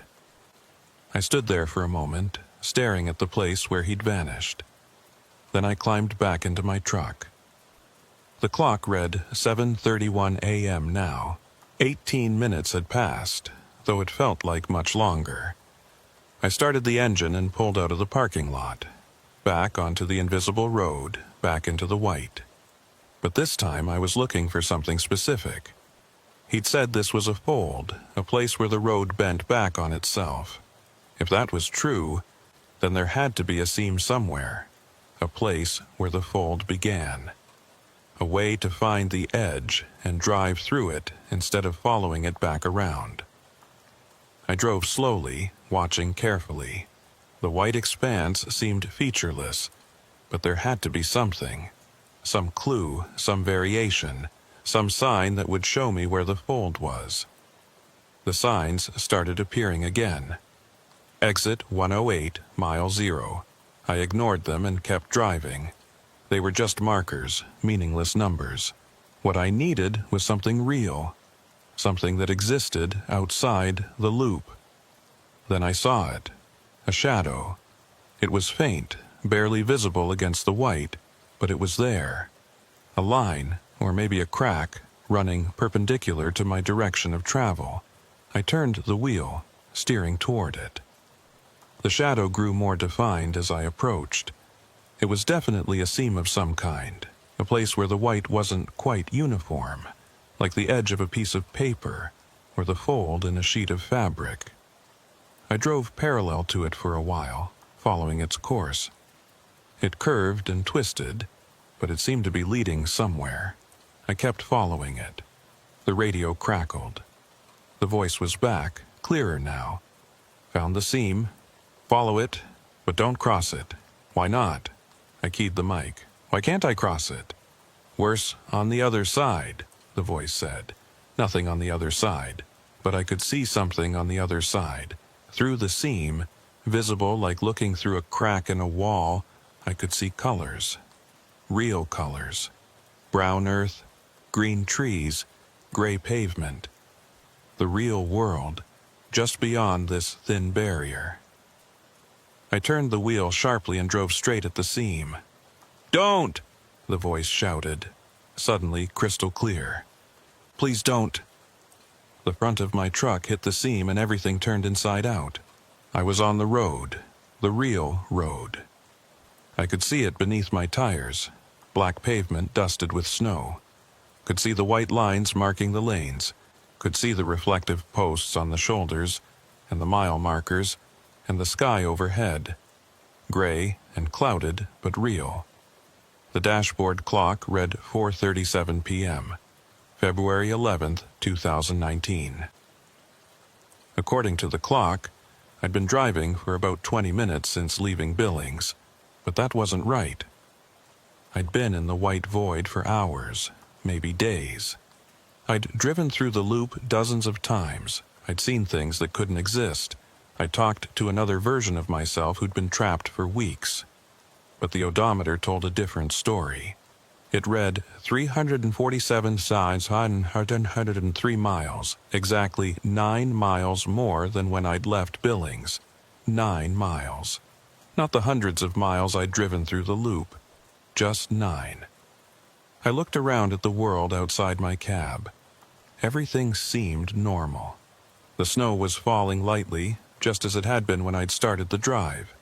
Traffic was sparse but present. I could see taillights ahead, headlights behind. The CB radio was working, crackling with the usual chatter. I keyed the mic with a shaking hand. "This is Big Sky on 94 eastbound. Anyone copy?" "Go ahead, Big Sky." A voice responded immediately. "This is Roadrunner heading west. How's the road looking ahead?" It's fine," I said. "Light snow. Road's a little slick, but passable." "Copy that. Appreciate it. Stay safe out there." I clicked off and just stared at the radio. That was a normal conversation. A normal trucker giving a normal report on normal road conditions. I passed a mile marker. Mile 109. Just mile 109. Not mile 108 again. The numbers were progressing normally, counting up as I drove east. I pulled up the GPS on my phone. It showed me exactly where I should be. 9 miles east of where I'd started, making normal progress toward Fargo. The town names were correct. The roads were in the right places. Everything was normal. I should have felt relieved. I should have felt grateful to be back in the real world, to have escaped whatever that place had been. But instead, I felt a deep unease settling in my gut, because I could remember it. All of it. The loop, the white void, the rest area with its multiplying trucks, the forest of Peterbilts with copies of myself sitting in the cabs. I could remember talking to that other Mason, the one who'd been trapped for weeks. I could remember driving through that seam, that crack in reality. It had been real. I knew it had been real. But according to every instrument, according to the clock and the odometer and the GPS, it had never happened. I'd just been driving normally down I-94, covering 9 miles in 20 minutes. But I could feel the time that had passed. My body knew how long I'd been driving. I was exhausted in a way that 20 minutes of driving couldn't explain. My eyes were strained, my back ached, my hands were cramped from gripping the wheel. This was the fatigue of hours, not minutes. I drove for a while in silence, trying to process what had happened, or what I thought had happened, or what might have been a hallucination brought on by stress and exhaustion. Except I hadn't been exhausted when it started. I'd been alert, rested, completely normal. The exhaustion had come after, from driving through the loop for hours. I passed through Dickinson without incident. The town was there, exactly where it should be, with the correct name and the correct exits. I saw other trucks, other cars, gas stations and restaurants and all the normal infrastructure of a Montana highway town. Everything was normal. I kept driving. The snow continued to fall, light and steady. The road stretched out ahead, leading east toward Fargo. Hours passed in real time, matching what the clock said. When I stopped for fuel in Bismarck, the attendant was cheerful and normal. The coffee tasted like coffee. The bathroom looked like a bathroom. I got back in the truck and kept driving. It was after midnight when I finally pulled into the delivery location in Fargo, right on schedule, despite everything that had happened. Or hadn't happened. I didn't know anymore. I parked the truck and sat there for a moment, engine off, staring at the dark street ahead. The logistics center was closed for the night. I'd have to wait until morning to unload. That gave me time to think, to try to understand. I pulled out my phone and opened the voice recorder app. I needed to document this while it was still fresh in my mind. I hit record and started talking. I told the story from the beginning. The storm, the reduced visibility, the first time I'd passed the Peterbilt with its hazard lights. The loop, the rest area, the white void, the signs counting backward, the forest of trucks, the other me who'd been trapped for weeks, the seam, and driving through it back to reality. I talked for over an hour, describing every detail I could remember. When I finished, I saved the recording and then sat there in the dark cab, wondering if I'd just recorded evidence of my own mental breakdown. The next morning, I unloaded the freight without incident. The warehouse workers were normal. The paperwork was normal. Everything proceeded exactly as it always did. I thought about mentioning what had happened to my dispatcher, but what would I say? I'd been driving normally, making normal time with no delays or incidents to report. The only evidence that anything unusual had happened was in my own memory and in a voice recording that I'd made of myself sounding crazy. So I said nothing. I took my next load and drove my next route, and the route after that, and the one after that. But I couldn't forget. I started paying attention to things I'd never noticed before. The way the mile markers sometimes seemed slightly off. The way the white lines on the road would sometimes blur or shift in my peripheral vision. The occasional flicker in the sky, like static on a screen, gone almost before I could register it.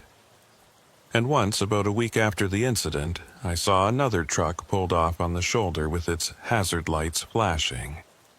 A dark blue Peterbilt. I slowed down as I approached, my heart rate spiking.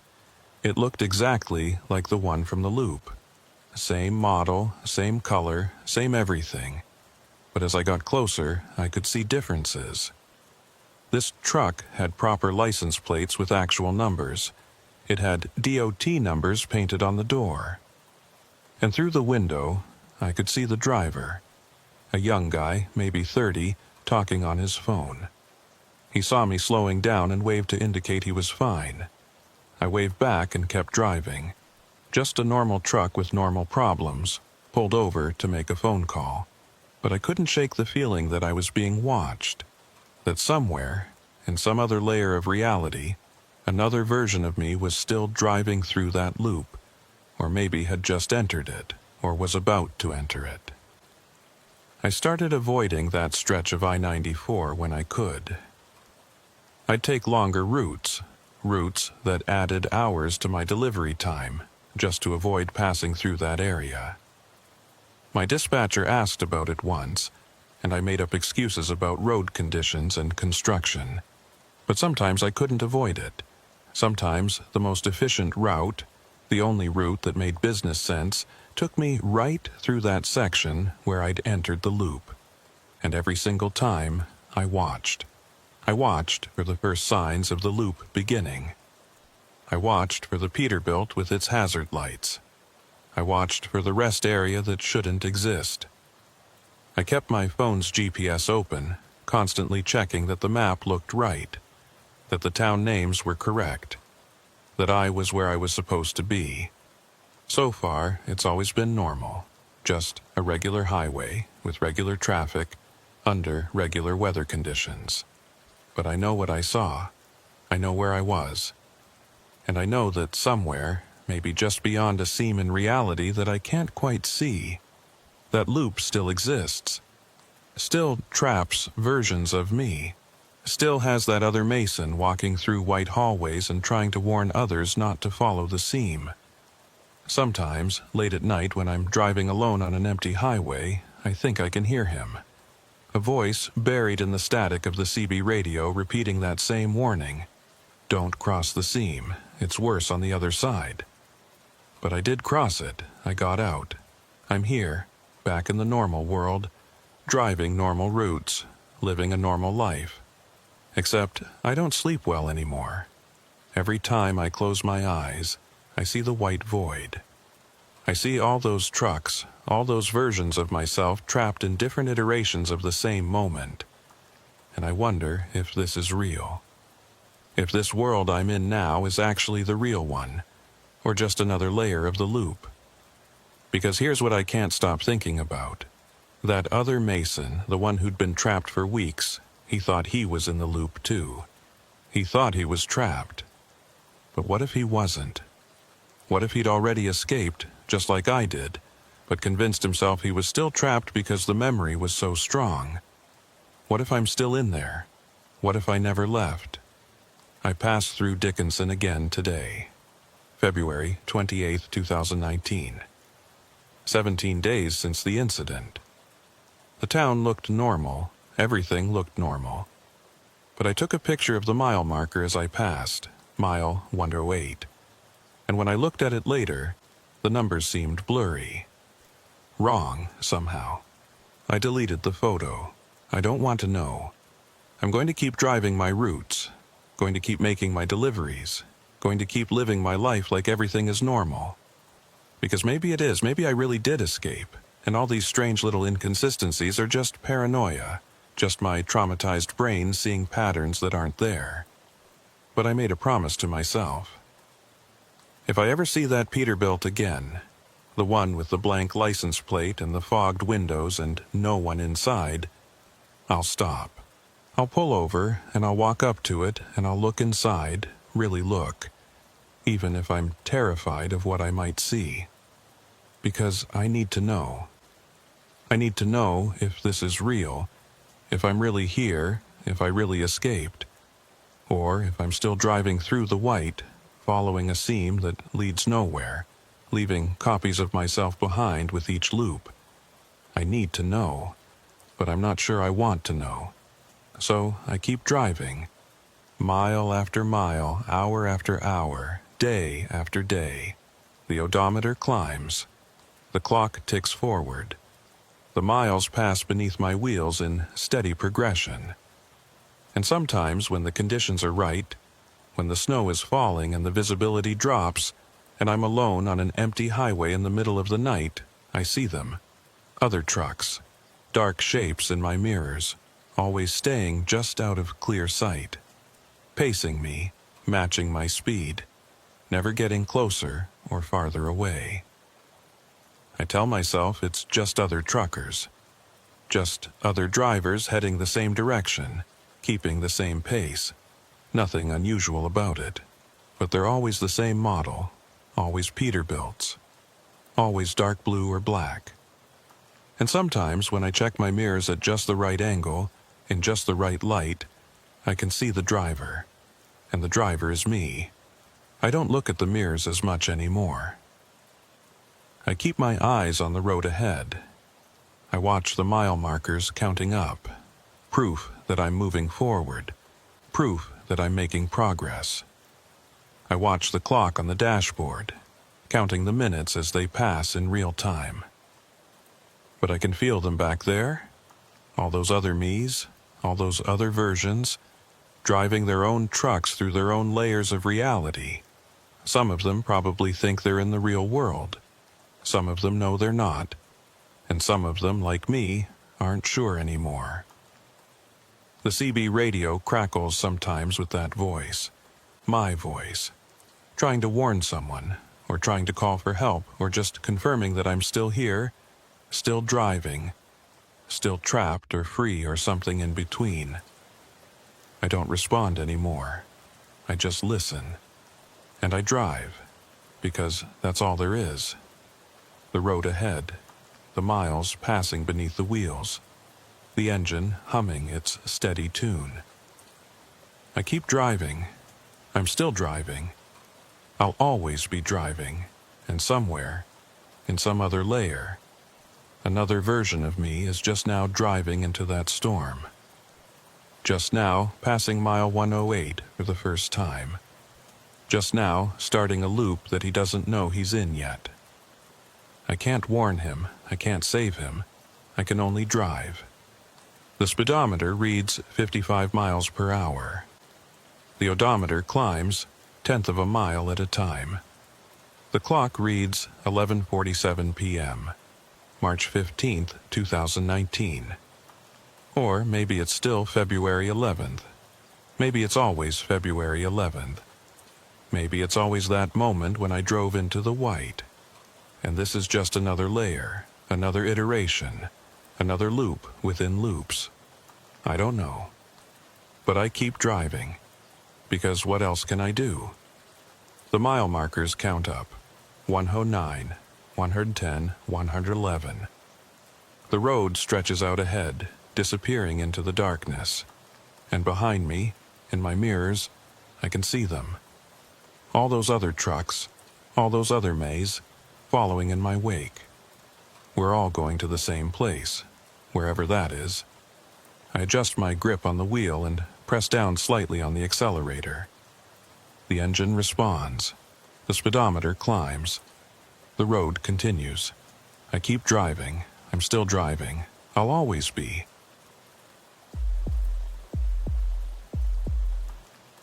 The thing about driving trucks in winter is that you're never really alone. Even on the emptiest stretches of highway when you haven't seen another vehicle for an hour, you know there are others out there. Other drivers fighting the same weather, navigating the same treacherous roads, dealing with the same bullshit from dispatchers who've never spent a winter behind the wheel. We're all part of the same tribe, separated by miles but connected by the CB radio and the unwritten rules that keep us alive. My name is Cole Jennings, and I've been hauling freight for 12 years. Started when I was 26, right after my marriage fell apart and I needed a job that would keep me away from home. Turned out I was good at it. Good at the solitude. Good at reading the road. Good at knowing when to push through and when to pull over and wait. The job suited me in a way nothing else ever had. This happened in January of 2018.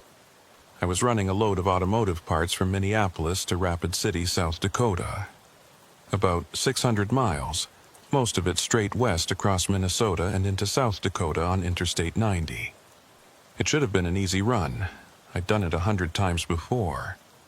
But the weather forecast was calling for heavy snow starting in the afternoon, with blizzard conditions possible by evening. I left Minneapolis at noon, hoping to stay ahead of the worst of it. My truck was a 2015 Kenworth T680, reliable and well-maintained. I'd just had new tires put on 2 weeks earlier, and the engine was running smooth. The load was properly secured. I'd checked it 3 times like I always do. Everything was in order. The sky was already gray when I hit the road, low clouds pressing down like a lid on a pot. The temperature was hovering around 20 degrees Fahrenheit, cold enough that any precipitation would be snow. The roads were clear for now, just dry pavement marked with the white residue of road salt from previous storms. Traffic was moderate heading out of the city. Other trucks, commuters finishing their lunch breaks, a few cars heading west for whatever reason. The CB radio was quiet except for occasional weather reports and the usual complaints about construction zones and speed traps. I made good time through the suburbs and out into the open country. The landscape of western Minnesota is flat and featureless in winter. Just endless fields of snow, broken occasionally by farmhouses and grain elevators. The interstate cuts straight through it like a scar. 4 lanes of pavement carrying traffic across the emptiness. The snow started around 2 in the afternoon, just as I was passing through Worthington. Light at first, just scattered flakes that melted on the windshield. Nothing to worry about. I'd driven through much worse, but within 30 minutes the snow was coming down harder. Not a blizzard yet, but definitely more than light snowfall. Visibility dropped to maybe a quarter mile. I could still see the road clearly, still see the vehicles around me, but the world beyond that was starting to disappear into a gray-white haze. I checked my GPS. The route was straightforward. Just stay on I-90 all the way to Rapid City. About 400 miles to go. At my current speed of 60 miles per hour, that was about 6.5 hours. I'd arrive around 8:30, well after dark, but not unreasonably late. The CB radio crackled. Anyone heading west on 90, This is Diesel Dave at mile marker 47. Snow's getting pretty thick out here, boys. Road's starting to get slick. Keep your speed down and your eyes open. I keyed the mic. Copy that, Diesel Dave. This is Midnight Runner about 15 miles behind you. Appreciate the heads up. No problem, Midnight Runner. It's getting nasty out here. Visibility's dropping fast. Y'all be careful. I clicked off and adjusted my grip on the wheel. Midnight Runner wasn't actually my handle. That had belonged to a driver I knew years ago who'd been killed in an accident. I'd started using it after he died, a way of keeping his memory alive on the road. Probably sounds morbid to people outside the industry, but truckers understand. We take care of our own, even after they're gone. The snow continued to intensify. By the time I crossed into South Dakota, visibility was down to maybe an eighth of a mile. The road was covered now, a layer of white that made it hard to see the lane markings. I'd dropped my speed to 45, and even that felt too fast. Other vehicles were pulling off at every exit, finding truck stops or rest areas to wait out the storm. Smart move, probably, but I had a deadline. The parts I was carrying were needed for a production line that was scheduled to start up the next morning. If I didn't deliver on time, the whole line would sit idle, costing my client thousands of dollars an hour. That's what the dispatcher had told me when he'd assigned the load, making it clear that this was a priority delivery. So I kept driving. The CB radio came alive with chatter. Drivers reporting conditions, warning about accidents, sharing information about which rest areas still had parking available. I listened, but didn't contribute. I was focused on the road, on keeping the truck centered in my lane, on watching for any sudden changes in conditions. That's when I saw the truck ahead. It appeared suddenly out of the snow, maybe 100 yards in front of me. Another semi running at about the same speed I was. I couldn't make out the details through the falling snow, just the basic shape and the glow of the taillights. I felt a small sense of relief. Having another truck ahead of me meant I could follow their tracks, let them break trail through the fresh snow. It's easier than leading, less mental strain. You just maintain your distance and follow the path they've carved. The truck ahead maintained a steady pace, not too fast, but not crawling either. About 40 miles per hour, which felt right for these conditions. I settled in behind them, keeping about 100 yards back, close enough to see their lights clearly, far enough to have time to react if something went wrong. We drove like that for about 20 minutes. The snow was getting heavier, the wind picking up. I had to turn the wipers to their highest setting just to keep the windshield clear. The world had contracted to just the few dozen yards around my truck. Everything beyond that was a wall of white. I checked my GPS to see where we were. The little blue line showed I-90, the truck icon moving steadily west. According to the display, we were about 30 miles east of Mitchell, South Dakota. Still a long way to go, but making steady progress. The truck ahead started to drift slightly to the right, toward the shoulder. I tensed, ready to brake, thinking maybe they were having trouble. But then they corrected, swinging back to the center of the lane. Probably just a gust of wind pushing them off course. I keyed the CB. "Hey, truck heading west on 90 near Mitchell. This is Midnight Runner right behind you. You doing okay up there?" No response. Just static. I tried again. "Westbound truck with Midnight Runner on your tail, just checking in, radio check." Still nothing. Their CB might be off, or broken, or maybe they just didn't want to talk. Not everyone's chatty on the road, especially in weather like this when you need to concentrate. We kept moving. The truck ahead maintained its steady pace, and I followed, watching their taillights like a beacon in the storm. It was almost hypnotic, the rhythmic sweep of my wipers, the red glow ahead, the endless white falling all around us. That's when I noticed something odd about their tracks. The fresh snow was accumulating fast, at least an inch every 10 minutes. but I could still see the marks where the truck ahead was pressing down the snow, creating a faint trail. 2 parallel lines from their tires, clear enough to follow even when their taillights got hard to see through the heaviest bursts of snow. Except the tracks looked wrong, somehow. Too narrow, maybe, or too far apart. I couldn't quite put my finger on what was off about them, but something wasn't right. I tried to remember the typical width of a semi-trailer, the standard spacing of dual rear wheels. The numbers wouldn't come to me. I was too tired, too focused on just keeping the truck on the road. I shook my head, trying to clear it. I wasn't tired. I'd had a full night's sleep and 2 cups of strong coffee before leaving Minneapolis. But my eyes felt strained, like I'd been staring into the snow for hours instead of just 90 minutes. The GPS display flickered. Just for a moment, barely noticeable, but I saw it.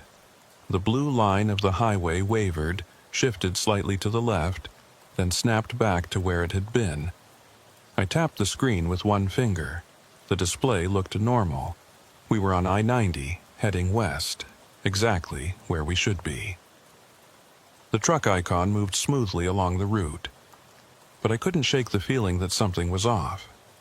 The truck ahead started to pull away slightly, opening up the distance between us. I pressed down on the accelerator to match their speed, not wanting to lose sight of them. But they kept accelerating.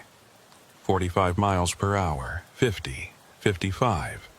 That was too fast for these conditions. Way too fast.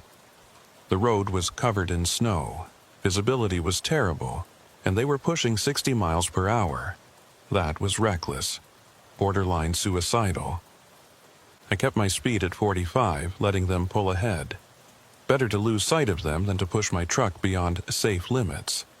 Within a minute, their taillights had faded into the white, disappearing completely. Now, I was alone again.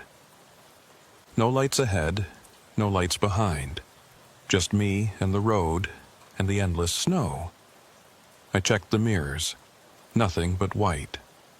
The snow was falling so hard now that I could barely see past the trailer. For all I knew, there could be a dozen trucks behind me, close enough to see my taillights, and I'd never know it. The CB radio was quiet. No chatter, no weather reports, just a faint hiss of static. I tried calling out. "This is Midnight Runner on I-90 westbound, about 20 miles east of Mitchell. Anyone out there?" Static. I waited 30 seconds and tried again.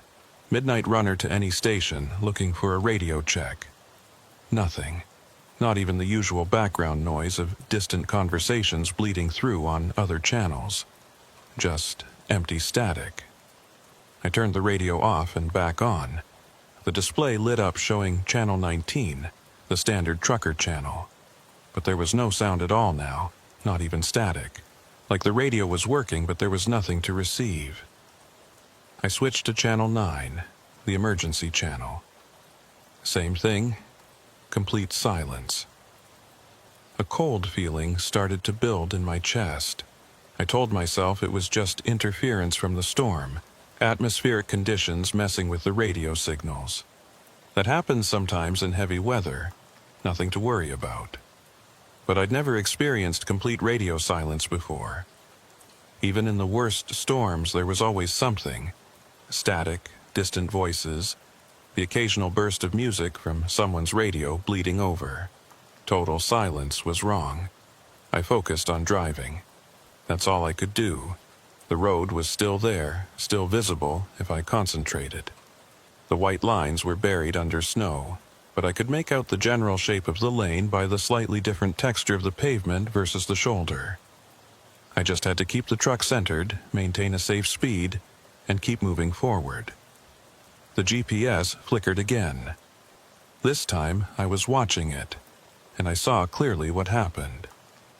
The blue line of I-90 shifted about 30 yards to the north, like the entire road had suddenly moved. The truck icon stayed in the same position, which now put it off the road, driving through empty terrain according to the map. Then, a second later, everything snapped back to normal. The road was where it should be, The truck icon on the highway, everything aligned. I stared at the GPS for a long moment. That was a glitch. Had to be. The GPS system was losing satellite signal in the storm and making errors in positioning. Frustrating, but not dangerous. I knew where I was, on I-90, heading west toward Mitchell. As long as I stayed on the pavement, I'd be fine. But what if the pavement wasn't where the GPS said it was? I pushed that thought away. The GPS was the one with the problem, not the road. The road was real, solid under my tires. I could feel it, I could see it, even through the snow. The wind picked up, hitting the side of the trailer hard enough that I felt the truck sway. I corrected, adjusting the steering to compensate. The wind was coming from the north, steady and strong, pushing me toward the shoulder. I had to angle the wheel slightly left just to keep going straight. Through the windshield I could see nothing but white now. Not falling snow, I could see that clearly enough, but just white. Like the snow had gotten so thick that it had formed a solid wall, and I was driving into it at 45 miles per hour. That's when I saw the lights again. Taillights, red in the white, directly ahead. The same truck, or at least I assumed it was. They must have slowed down, or I'd somehow caught up to them despite maintaining the same speed. Relief washed through me. I wasn't alone. There was someone else out here, someone else navigating this storm. I closed the distance to about 100 yards and settled in behind them again. Their tracks were clearly visible in the fresh snow. 2 parallel lines marking the path they'd taken. I aimed my truck to follow those lines, trusting that if they'd made it through safely, I could too. We drove like that for several minutes. The storm continued to rage, but having the truck ahead made it manageable. I could follow their lead, let them worry about finding the road, while I just focused on keeping my wheels in their tracks. Then I noticed something that made my hands tighten on the wheel. There were more tracks. Not just the 2 lines from the truck ahead, but others. Multiple sets, crisscrossing and overlapping. Like several trucks had passed through here recently, all going in slightly different directions. But that didn't make sense. The snow was falling so fast the tracks should have been filled in within minutes. I'd been following this truck for a while, and their tracks were still visible, which was strange enough. But these other tracks looked just as fresh, despite the heavy snowfall. I slowed down slightly, trying to get a better look. The tracks seemed to go in all directions. Forward, backward, diagonal across the road. Some looked like they went off the road entirely, into the ditch or the median. The truck ahead kept moving at a steady pace, following their own tracks. I could see their taillights clearly, maybe 80 yards ahead now. They weren't concerned about the other tracks, weren't slowing down or showing any sign that they'd noticed anything unusual. Maybe they hadn't noticed. Maybe, from their position, they couldn't see what I was seeing. Or maybe the tracks were just normal, the residue of earlier traffic, and I was letting the stress of the storm get to me. I checked the GPS again. Still showing I-90, still showing my position as correct. The highway stretched ahead in a straight line, just as it should. According to the map, Mitchell was about 15 miles ahead. I should start seeing signs for it soon. The truck ahead started to move to the right, like they were taking an exit. I watched them go, their taillights drifting toward where the shoulder should be. Then they were gone, disappeared into the white. I stayed in my lane. I hadn't seen any exit signs, and the GPS didn't show any exits for another 10 miles.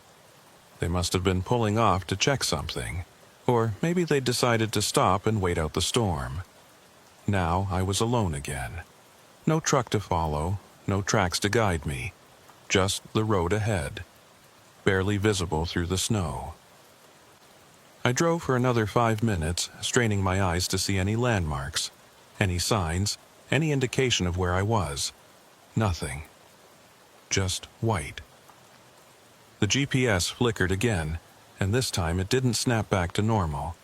The blue line of I-90 started to bend and curve in ways that made no sense. The truck icon drifted off the road, then jumped back on, then drifted off again. The map itself seemed to be shifting, towns moving to different positions, roads appearing and disappearing. I grabbed my phone from the charging cable and opened the GPS app. Maybe the truck's built-in system was broken, but my phone would show me the truth. The app loaded, and my location appeared on the screen. But according to my phone, I wasn't on I-90. I was on some rural highway I'd never heard of, about 40 miles north of where I should be. That was impossible. I'd been driving straight west the entire time. I hadn't made any turns. I'd been following that truck, and before that I'd been following the road. There was no way I could be 40 miles off course. I closed the app and opened it again. Same result. I tried a different GPS app. Same thing. I was way off course, on a road that shouldn't exist. I looked up at the road ahead. It looked the same as it had for the past hour. Snow-covered pavement, barely visible through the storm. No signs, no landmarks, nothing to tell me where I actually was. And then I saw the taillights again. The same red glow, directly ahead. The truck I'd been following. They were back, or I'd somehow caught up to them again. I accelerated slightly, closing the distance. As I got closer, I could see their tracks in the snow. Fresh tracks, clearly defined, leading forward into the storm.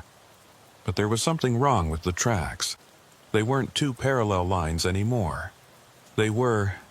I leaned forward, squinting through the windshield, trying to understand what I was seeing. The tracks spiraled.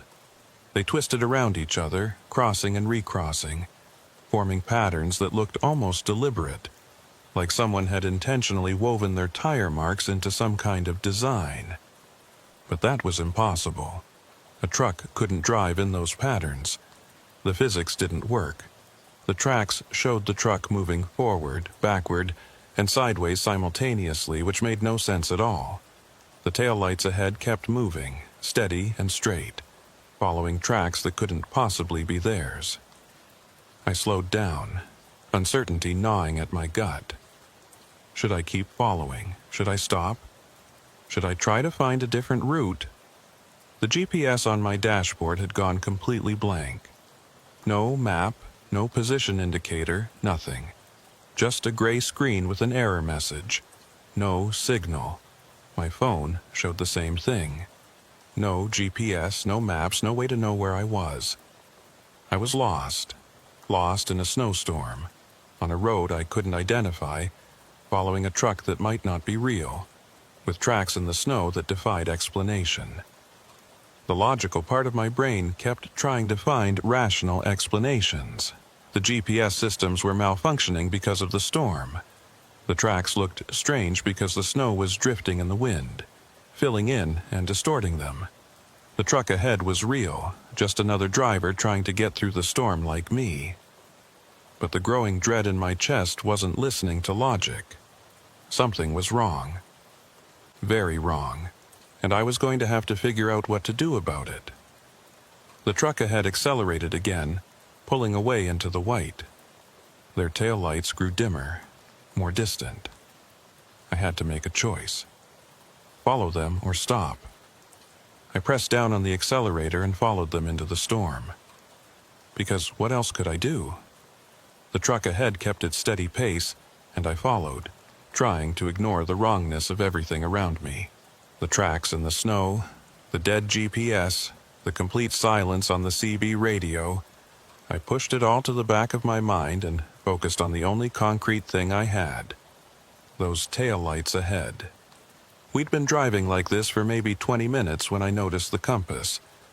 Most trucks don't have a traditional magnetic compass anymore. We rely on GPS for direction.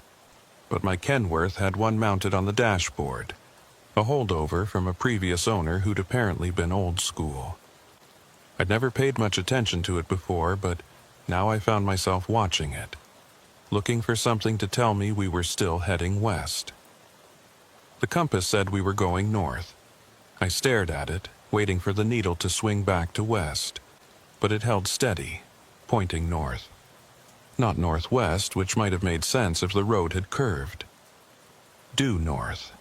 That couldn't be right. I hadn't made any turns. The road had been straight for the past hour at least. We should still be heading west, should still be on I-90. I tapped the compass with one finger. The needle vibrated but settled back, pointing north. Maybe it was broken. Maybe the magnetic field was being disrupted by the truck's electrical systems. There had to be an explanation. I looked at the road ahead, trying to find any indication of which direction we were actually traveling. But in a whiteout, there are no reference points. No sun, no stars, no landmarks. Just the road immediately in front of you and the white void beyond.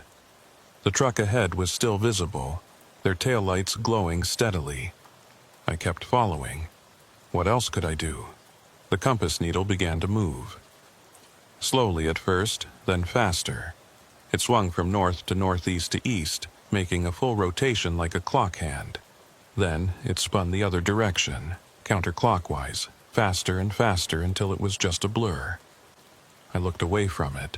It was just adding to my confusion. The compass was broken, malfunctioning, giving me useless information. Better to ignore it and focus on following the truck ahead. But I couldn't ignore the feeling in my gut that we weren't going the right direction anymore. Maybe we'd turned at some point without me noticing. Maybe the truck ahead had taken a wrong turn and I'd blindly followed. Maybe we were both lost now, wandering through the storm with no idea where we were or where we were going. I tried the CB radio again. This is Midnight Runner, looking for anyone on I-90 or anywhere near Mitchell, South Dakota. If anyone can hear me, please respond. Dead air. Not even static anymore. I tried the emergency channel. This is a truck driver requesting assistance. I'm lost in a snowstorm and my GPS is malfunctioning. If anyone can hear this, please respond. Nothing. I set down the mic and gripped the steering wheel with both hands. Okay, stay calm. Think this through logically. I was on a road. That was certain. I could feel the truck rolling over the pavement. Could see the vague outline of the road ahead. Roads go somewhere. They connect to other roads. Eventually, I'd reach a town, or at least a sign that would tell me where I was. The truck ahead would lead me there. They seemed to know where they were going. They maintained a steady speed, didn't show any signs of being lost or uncertain. Maybe their GPS was working. Maybe they knew something I didn't. I just had to trust them and keep following. We drove for another 10 minutes. The snow showed no signs of letting up. If anything, it was getting worse. The visibility had dropped to maybe 50 feet now. I could barely see the taillights ahead, just a faint red glow in the white. Then they disappeared. 1 second they were there and the next they were gone. Not faded gradually into the distance, but just vanished, like someone had flipped a switch. I maintained my speed, expecting them to reappear. Maybe a thick band of snow had momentarily obscured them. But after 30 seconds, they still hadn't come back. I slowed down, scanning the white ahead for any sign of them. Nothing. I looked at the tracks. They were still there, clearly visible in my headlights. 2 parallel lines leading forward into the storm. But no truck. Had they turned off, pulled over? I hadn't seen any exits or side roads. But in this visibility, I might not have noticed. I kept following the tracks. They were all I had now.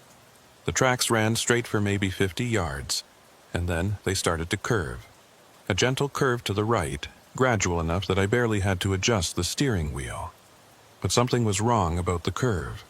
It felt too tight for a highway. Interstate curves are designed for high-speed traffic, with gentle sweeping turns. This felt more like a county road. The tracks kept curving. I followed them, watching the compass spin uselessly on the dashboard. The curve seemed to go on forever, wrapping around in what felt like a complete circle. Had the truck gone around a roundabout?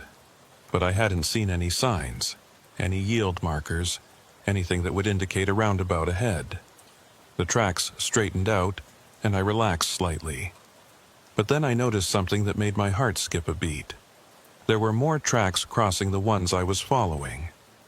Fresh tracks, clearly defined in the snow. They came from the left, crossed my path at a 45-degree angle, and continued off to the right. I slowed down to a crawl, looking at where the tracks intersected. And that's when I realized. The crossing tracks were identical to the ones I'd been following. Same width, same spacing, same tread pattern. It was the same truck. The truck ahead had crossed its own path, which meant we'd been driving in a circle. I stopped the truck completely and sat there, engine idling, trying to process what I was seeing. The tracks formed an X in the snow directly in front of me. The truck I'd been following had somehow crossed its own trail, which should have been impossible unless we'd been going in a circle the whole time. Unless the road wasn't straight at all, but curved back on itself. Unless I'd been lost for much longer than I'd realized. I put the truck in park and opened the door. The cold hit me immediately, bitter wind driving snow into my face. I climbed down from the cab, my boots sinking into several inches of fresh powder. I walked toward the crossing tracks, my flashlight beam cutting through the falling snow. Up close, I could see the details clearly. The tracks going from left to right were older, already partially filled with snow. The tracks running straight ahead, the ones I'd been following, were fresher. So the truck ahead had passed through here once before, then come back and crossed its own trail. I followed the older tracks with my flashlight, walking alongside them. They led away from the road, or what I'd thought was the road, into what should have been the ditch or the median or just open terrain. But there was no change in elevation. No ditch, no embankment.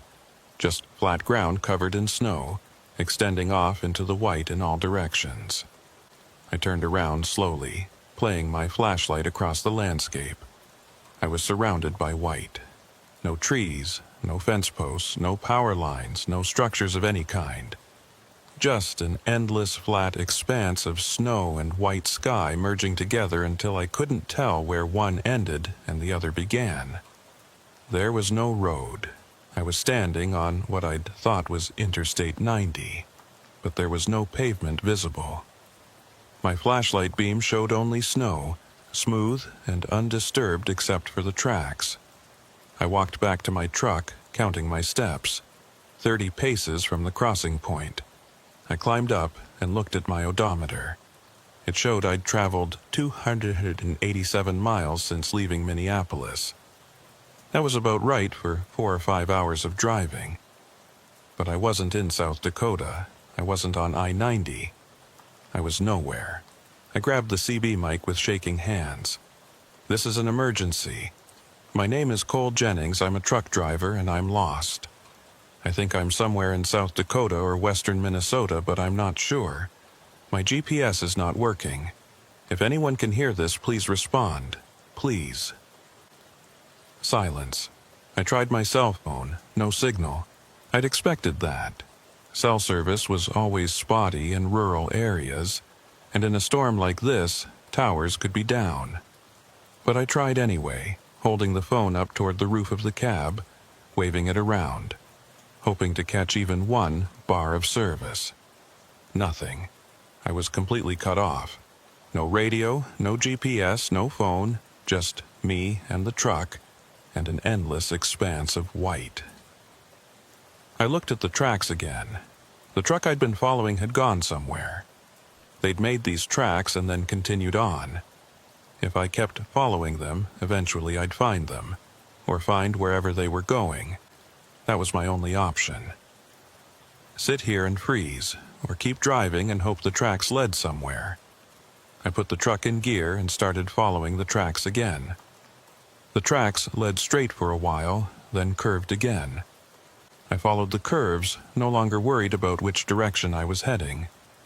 The compass was useless. The GPS was dead. All I had were the tracks. After maybe 15 minutes, I saw something ahead. Not taillights, something else.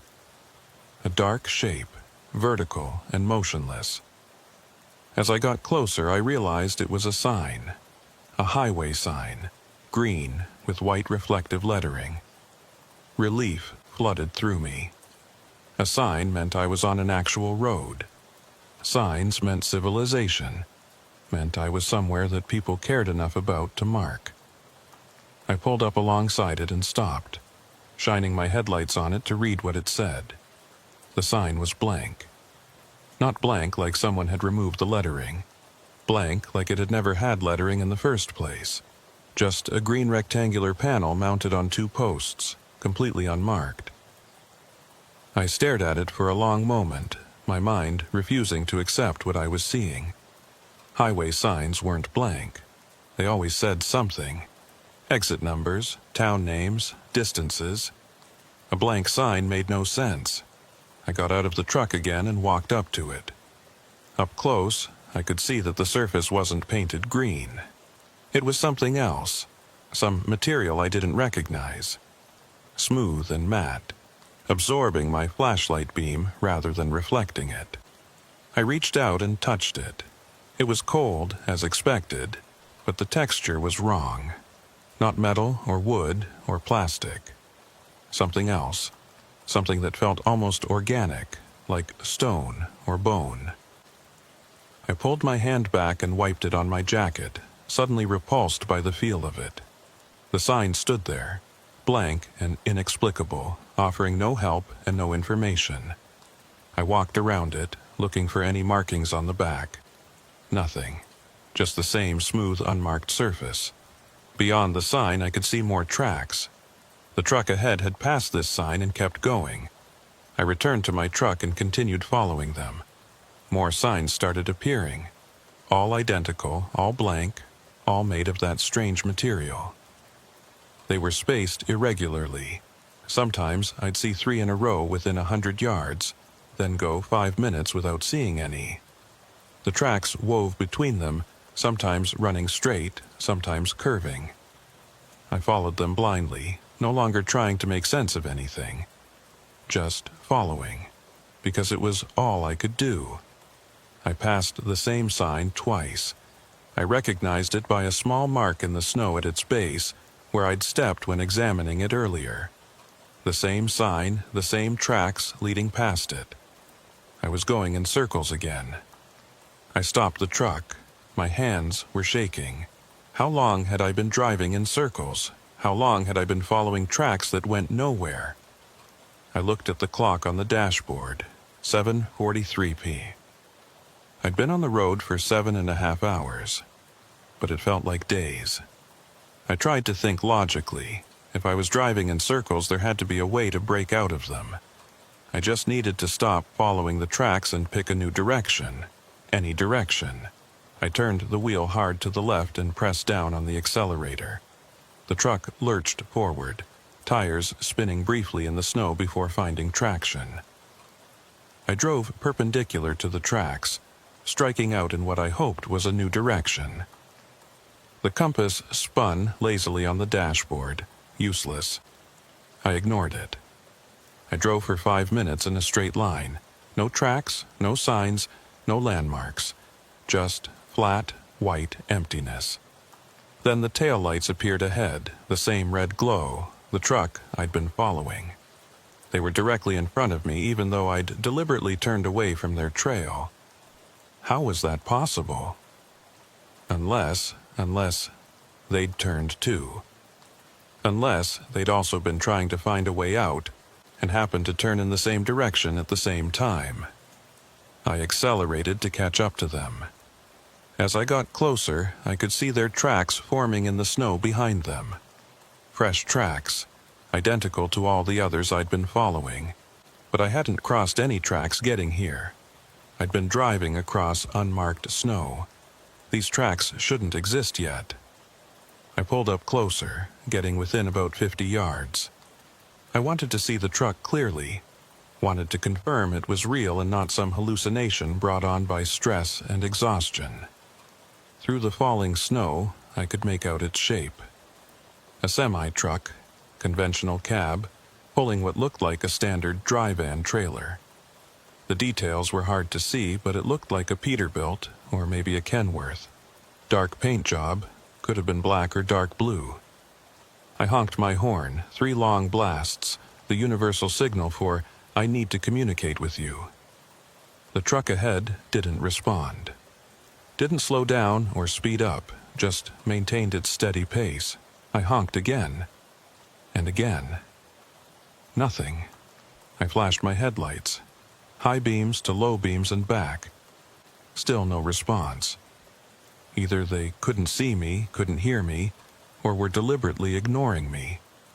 I tried the CB one more time, even though I knew it was futile. Truck ahead of me. This is Midnight Runner right on your tail. Please acknowledge if you can hear me. I need help. I'm lost, and my GPS is down. Please, if you can hear me, just tap your brakes or flash your lights or something. Let me know you're aware I'm here. No response. The truck ahead continued on, oblivious or uncaring. I moved into the left lane, pulling alongside them. We were close now, maybe 30 feet separating our trucks. I looked over, trying to see into their cab. The windows were dark, not tinted, dark. Like there was no light inside at all, no dashboard glow, no dome light, nothing. Just black glass reflecting my headlights. I honked again, longer this time. The truck ahead didn't react. I accelerated slightly, pulling ahead of them. Once I was in front, I could slow down, force them to stop or at least acknowledge my presence. But as I drew level with their cab, I saw something that made my blood run cold. There was no one in the driver's seat. The seat was empty. No person, no shape, no shadow. Just an empty seat in a dark cab. The truck was driving itself. I hit the brakes instinctively, slowing down fast. The truck ahead, the driverless truck, pulled in front of me and kept going, its taillights receding into the white.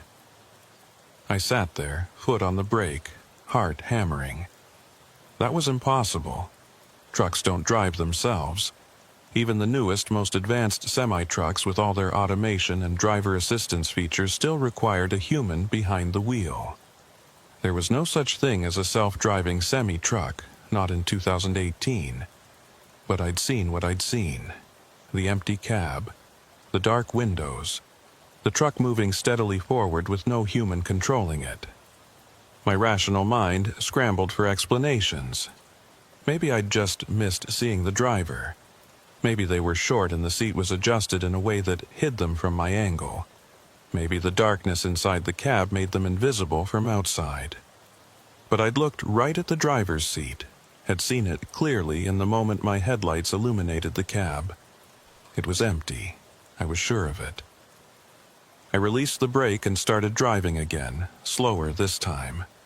The driverless truck was somewhere ahead, lost in the white. I didn't want to catch up to it again. Didn't want to confirm what I'd seen. But what choice did I have? I couldn't just stop here in the middle of nowhere. I had to keep moving, had to find a way out of this white hell. I drove for another 10 minutes. No signs of the other truck, no tracks. The snow was falling so hard now that tracks filled in within seconds of being made. The visibility had dropped to maybe 20 feet. I could barely see past the hood of my truck. The world had contracted to just this tiny bubble of space, this moving circle of light surrounded by infinite white. And then the tracks appeared again. Right in front of me, clear and fresh. 2 parallel lines leading forward into the storm. I knew these tracks. I'd been following them for hours. They were the tracks of the driverless truck. Or were they my own tracks? Was I following myself, driving in circles so tight that I was overtaking my own trail? I stopped the truck and got out, flashlight in hand. The wind was brutal now, almost knocking me off my feet. Snow stung my exposed skin like needles. I walked to the tracks and knelt down beside them, examining them closely. The tread pattern was familiar, but I couldn't place it. Could be from my truck. Could be from the other truck. Could be from any truck, really. I stood up and shone my flashlight ahead, following the line of the tracks. They led forward for maybe 50 feet, and then they ended, not faded away or filled in with snow. They just stopped. The last clear impression of tires in the snow, and then nothing. Like the truck making them had simply ceased to exist mid-stride. I walked toward the end of the tracks, my flashlight beam shaking. The snow beyond the tracks was smooth and undisturbed, no indication that anything had driven over it. I stood at the end of the tracks looking at the empty snow ahead. The truck had gone somewhere. It couldn't have just vanished, unless it had, unless I'd been following something that wasn't real, something that existed only as tracks in the snow, leading nowhere. A gust of wind hit me hard, and I stumbled backward. My flashlight slipped from my numb fingers and disappeared into the snow. I dropped to my knees, feeling around for it, my hands already going numb in the cold.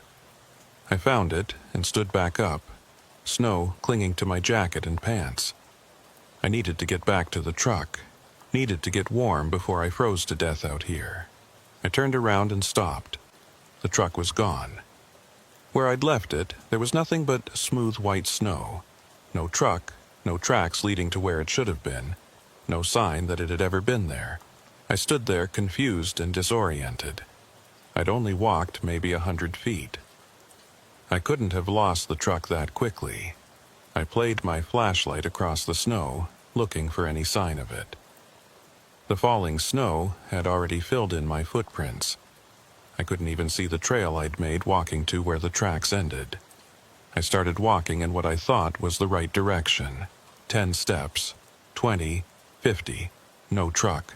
I called out, even though I knew it was useless. "Hello? Is anyone there? I need help." My voice was swallowed by the wind and snow, not even creating an echo. I kept walking, now genuinely panicking. The truck had to be here somewhere. It was a 20-ton vehicle. It couldn't just disappear, but it had. I was alone in a white void, with no truck, no supplies, no shelter.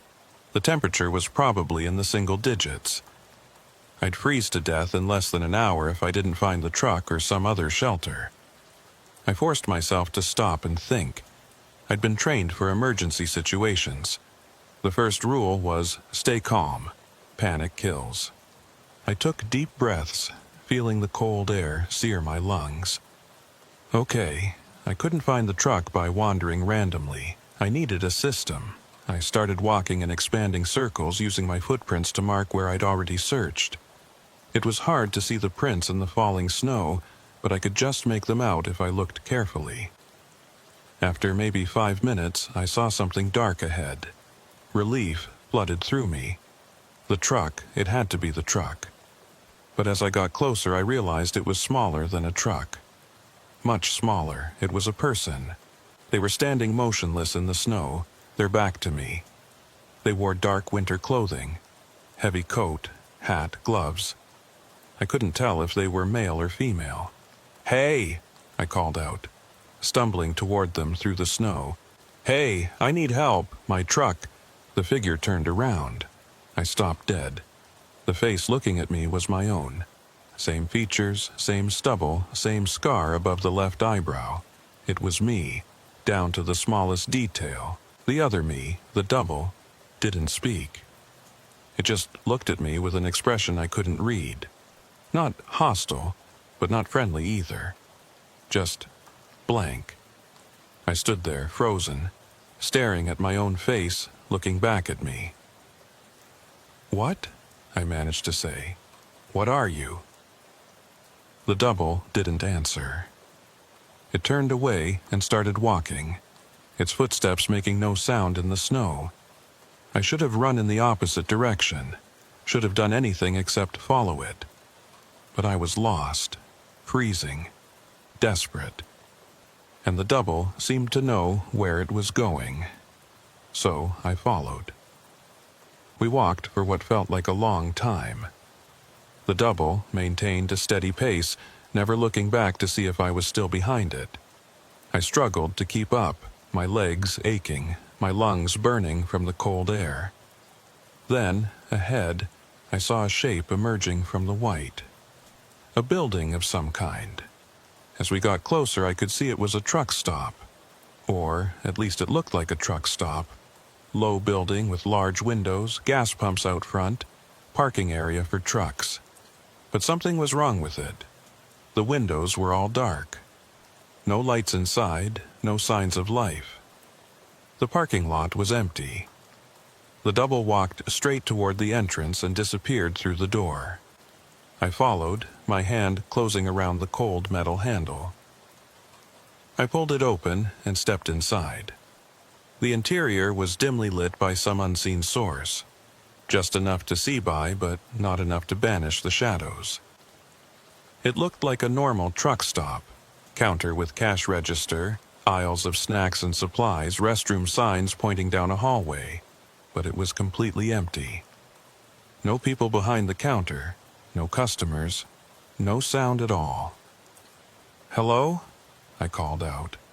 My voice echoed strangely, like the space was much larger than it appeared. No answer. I walked deeper into the building, looking for any sign of the double or anyone else. The aisles were fully stocked, products arranged neatly on shelves. But they all looked wrong somehow. The colors too muted, the labels too blurry to read clearly. At the back of the store, I found a door marked Office. I opened it. Inside was a small room with a desk and a filing cabinet. And sitting at the desk, looking at an old-fashioned logbook, was the double. It looked up as I entered, that same blank expression on its face. "Where are we?" I asked. "What is this place?" The double looked back down at the logbook and turned it around so I could see. The pages were filled with entries, each one documenting a truck and a driver. Names, dates, routes. I leaned closer to read them. Every entry was about me. My name, my truck number, my route from Minneapolis to Rapid City. The dates varied, some from days ago, some from weeks ago, some from years ago. I flipped through the pages. Hundreds of entries, maybe thousands, all documenting the same trip, the same route, the same driver. Me. The double stood up and walked to the filing cabinet. It opened one drawer and pulled out a folder. It held it out to me. I took it with numb hands and opened it. Inside were photographs.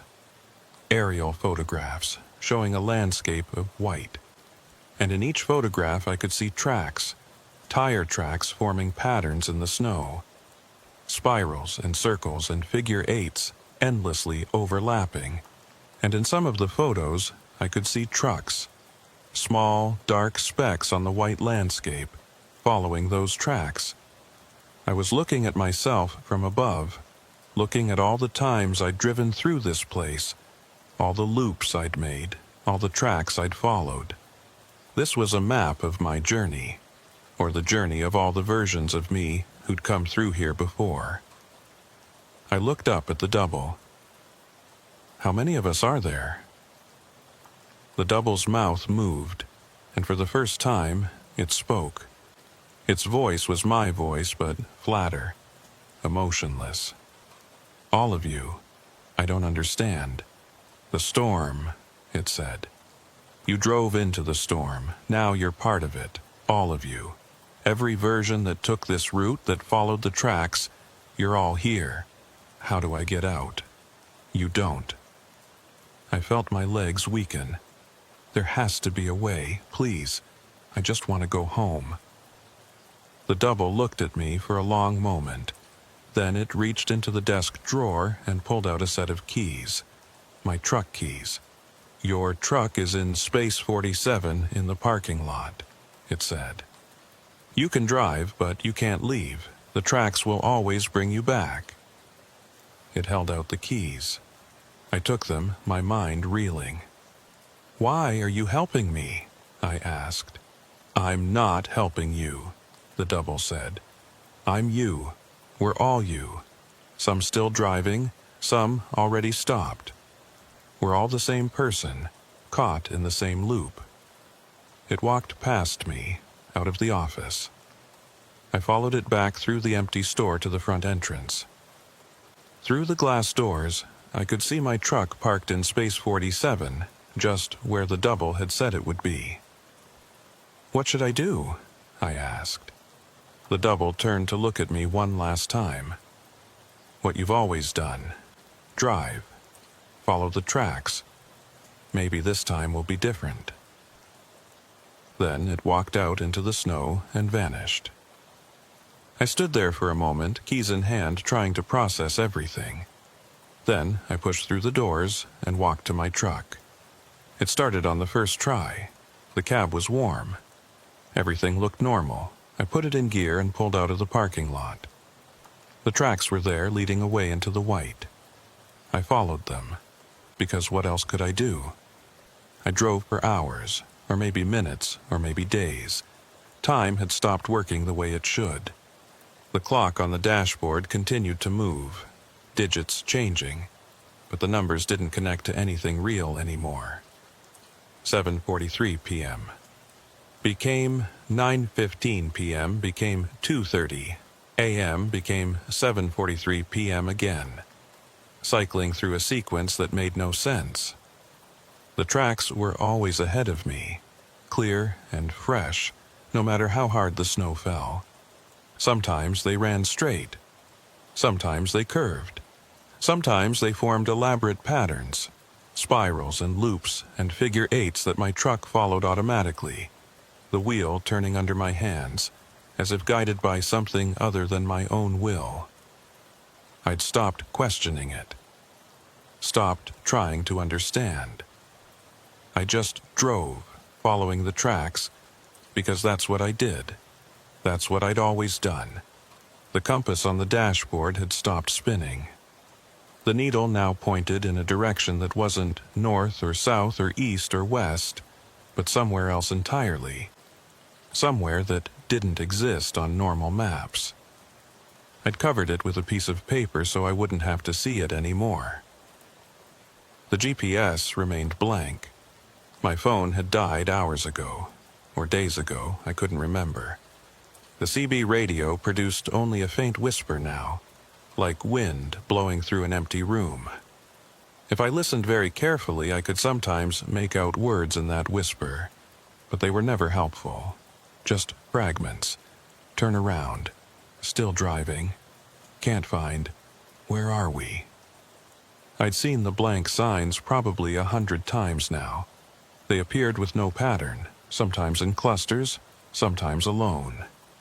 I'd stopped examining them.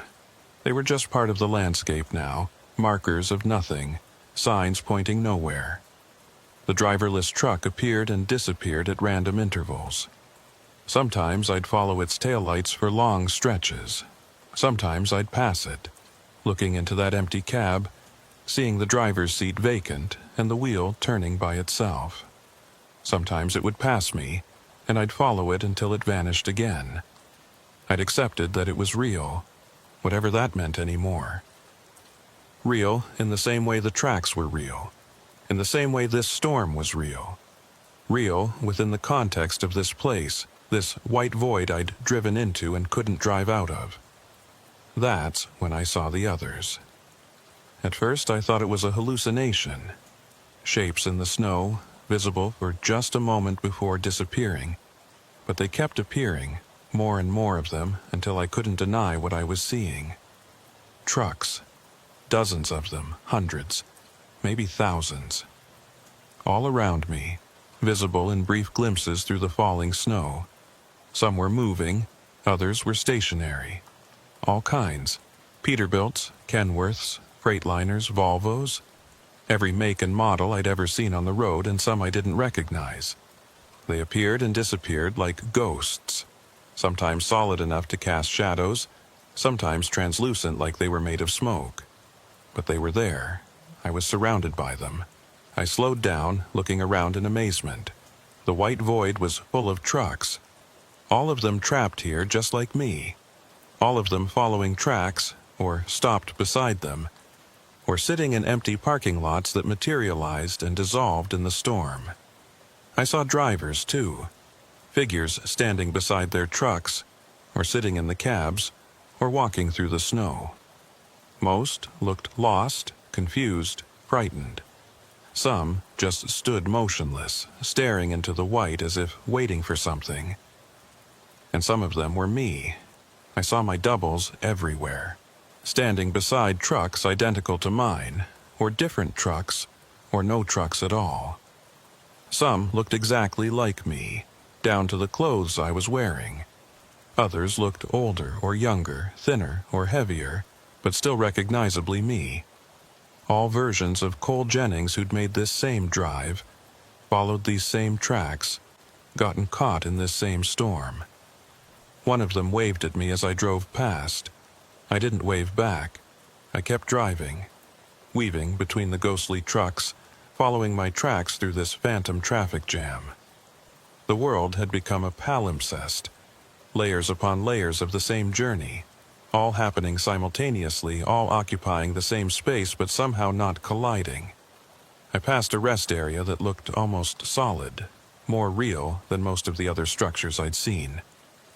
Several trucks were parked there, and I could see figures moving around inside the building, visible through the large windows. On impulse, I pulled in. I needed to talk to someone, needed to confirm that I wasn't the only one experiencing this. Maybe someone else here understood what was happening. Maybe someone had found a way out. I parked and climbed down from the cab. The cold was still bitter, but I'd stopped feeling it the same way. My body was numb, operating on autopilot. I walked toward the building.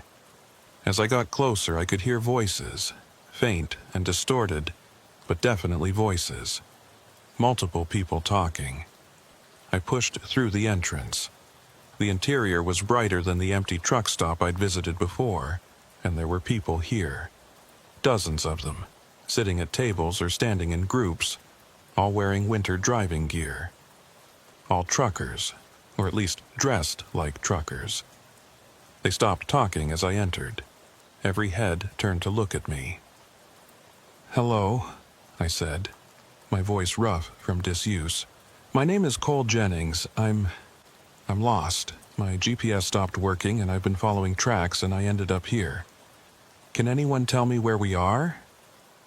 No one answered immediately. They just stared at me with expressions ranging from sympathy to resignation to fear. Finally, a man stood up from a table near the back. He was older, maybe 60, with a gray beard and weathered face.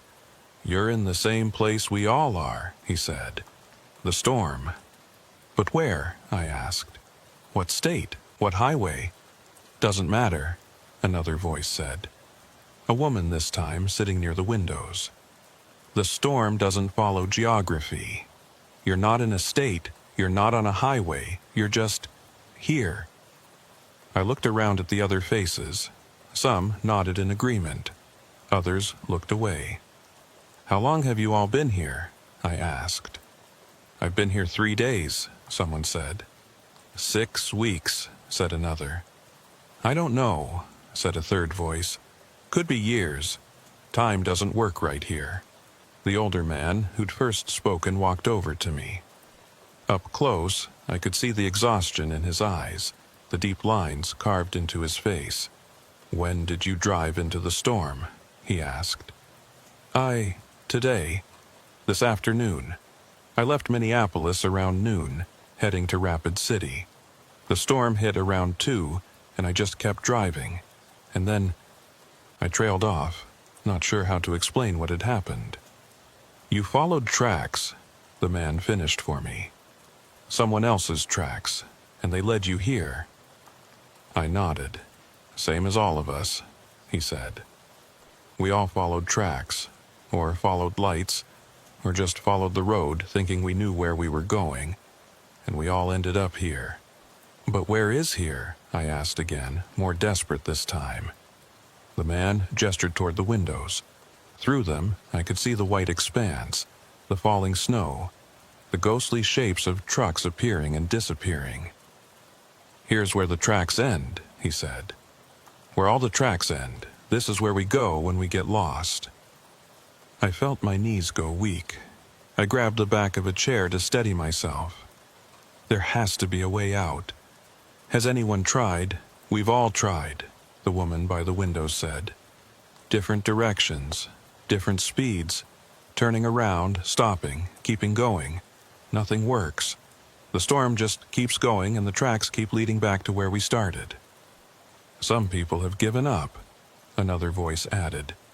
"They just park their trucks and stop moving, waiting for something to change. But nothing changes."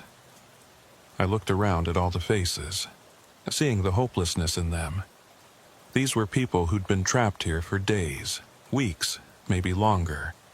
People who'd tried everything and failed. "I saw doubles," I said. "Versions of myself. Other trucks with other drivers who looked just like me." The older man nodded. "You'll see more. The storm makes copies. Or maybe we make copies of ourselves. I don't know which. But yeah, there are others of you here. Lots of others, probably. This place." He gestured vaguely at the walls. "It's not just one storm. It's all storms. Every time someone got lost, every time someone drove into a whiteout and couldn't find their way back, they ended up here, and their ghosts are still driving, still following tracks, still looking for the way out." I felt like I was going to be sick. "That's not possible. That's not how reality works." "Reality works different here," the woman said softly. "You'll learn that if you stay long enough." "I don't want to stay," I said. "I want to go home. I want to get back to the real world." "So do we all," the older man said. "But wanting doesn't change anything. You can go back to your truck and keep driving, keep following those tracks, and maybe you'll get lucky. Maybe you'll find a crack in the storm, a way to slip back through to the other side. A few people claim they have, but I've never seen it happen." I stood there trying to process everything they were telling me. It was impossible, all of it. But I was here, and they were here, and the storm outside was real, and the tracks were real. "What do you do?" I finally asked. "How do you cope?" The man shrugged. "Some of us keep driving. Some of us stop. Some of us gather here and talk. It helps to know you're not alone, even if we're all trapped together." He paused, looking at me more carefully.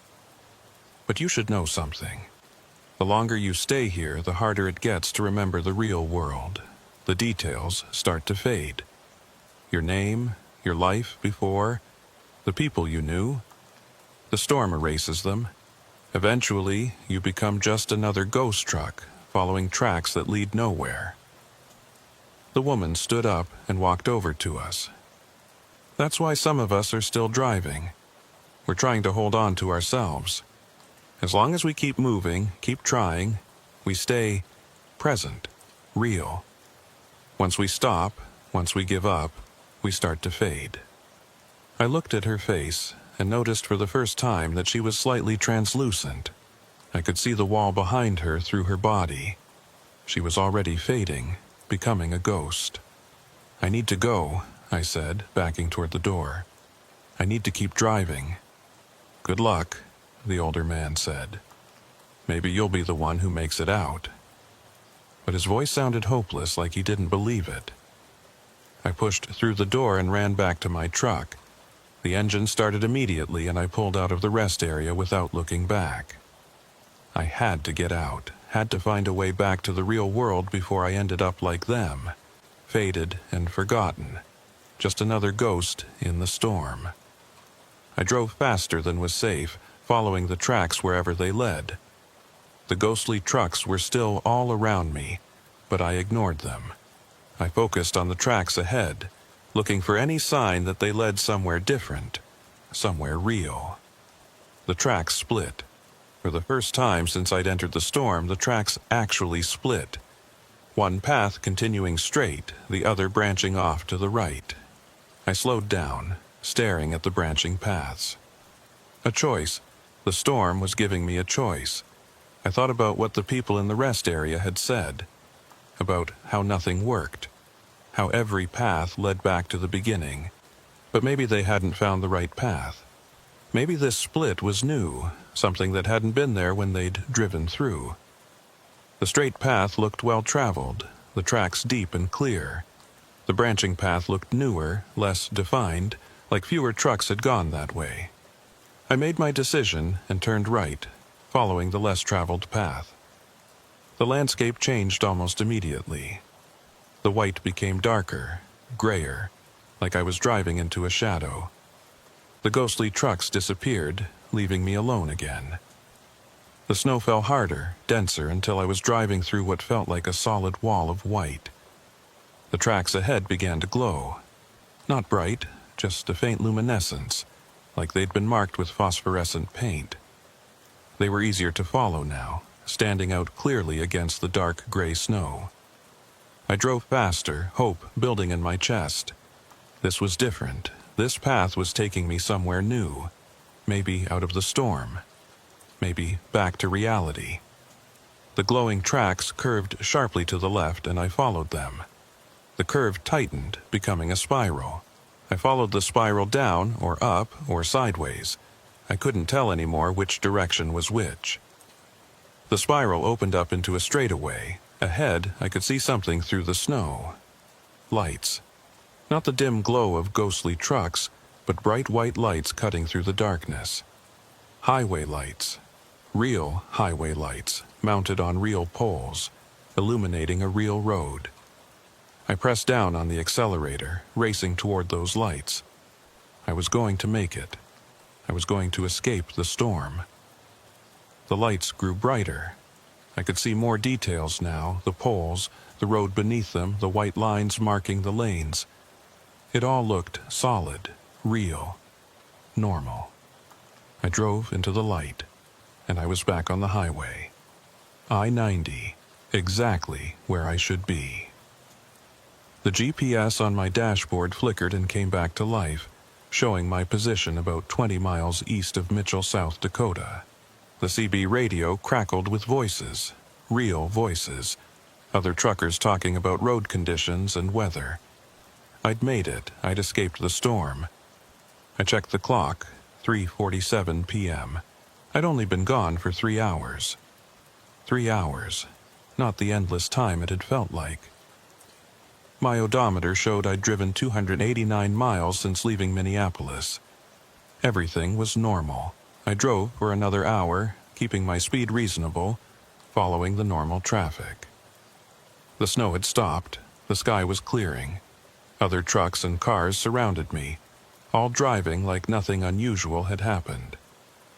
I pulled into a truck stop near Mitchell to refuel and check my truck. Everything seemed fine. No damage. No unusual wear. It was like the storm had never happened, but I knew it had. I could remember every moment of it. The tracks, the ghost trucks, the doubles, the people in the rest area. It had all been real. I went inside the truck stop and bought a coffee. The clerk was friendly and normal. The other customers were normal. Everything was exactly as it should be. I sat at a table near the window and looked out at my truck. It sat in the parking lot, solid and real, exactly where I'd left it. But I couldn't shake the feeling that something was wrong. I pulled out my phone. The battery showed 47%, which was about right. I opened the GPS app. It showed my location correctly. Mitchell, South Dakota, right where I was.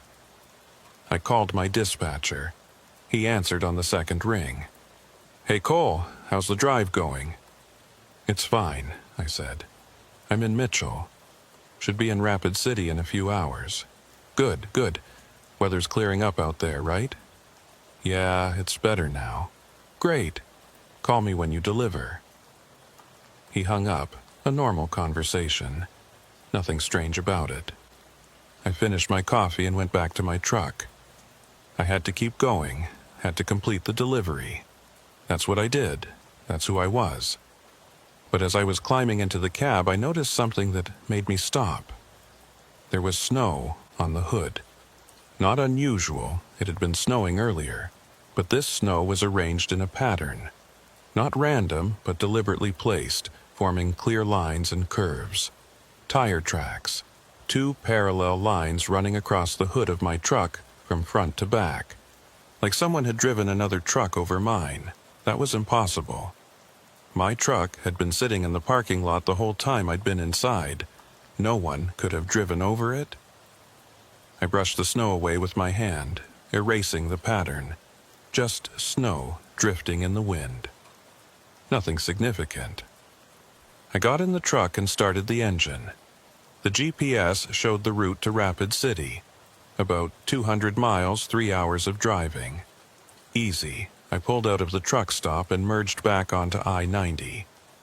The highway stretched out ahead, clear and dry. Normal traffic surrounded me. The sky was blue with just a few scattered clouds. Everything was exactly as it should be. But I kept checking the mirrors, kept watching for any sign of the ghostly trucks. Kept listening to the CB, waiting to hear that whisper beneath the normal chatter. And every few minutes I'd glance at the GPS, making sure it still showed me in the right place, on the right road, heading in the right direction. Because part of me knew I was still in the storm. Part of me knew I'd never left. I delivered the load to Rapid City without incident. The warehouse crew unloaded the automotive parts. I signed the paperwork, and I got my next assignment. A load of agricultural equipment heading back east to Sioux Falls. Everything was normal. Everything was exactly as it should be. But I couldn't stop thinking about the storm. I tried to rationalize it. I'd gotten disoriented in a whiteout, had followed another truck's tracks, and had gotten temporarily lost before finding my way back to the highway. The stress and isolation had caused me to hallucinate or misinterpret what I was seeing. The empty cab, the ghost trucks, the doubles, the people in the rest area, all just my mind playing tricks on me. That's what I told myself. That's what I tried to believe. But I couldn't explain the logbook I'd seen in that empty truck stop. The one filled with hundreds of entries all documenting my journey. I couldn't explain how my truck had been in that parking lot when I'd specifically left it somewhere else. And I couldn't explain the tire tracks I'd found on my hood. I kept driving. Sioux Falls, then back to Minneapolis, then down to Des Moines, then over to Omaha. Load after load, route after route. Always moving, always following the GPS and the road signs and the familiar highways. But I started noticing things, small things at first. The mile markers would sometimes be in the wrong order. I'd pass mile 47, then mile 46, then mile 47 again. The gas gauge would read full, even though I hadn't refueled. Other trucks on the road would sometimes flicker, becoming translucent for just a moment, before solidifying again. I told myself it was fatigue. I was working too hard, not getting enough sleep. I needed to take a few days off, let my mind rest. But I kept driving. One night, about 2 weeks after the storm, I was running a load from Kansas City to Denver. I stopped at a truck stop in western Kansas to fuel up and grab some food.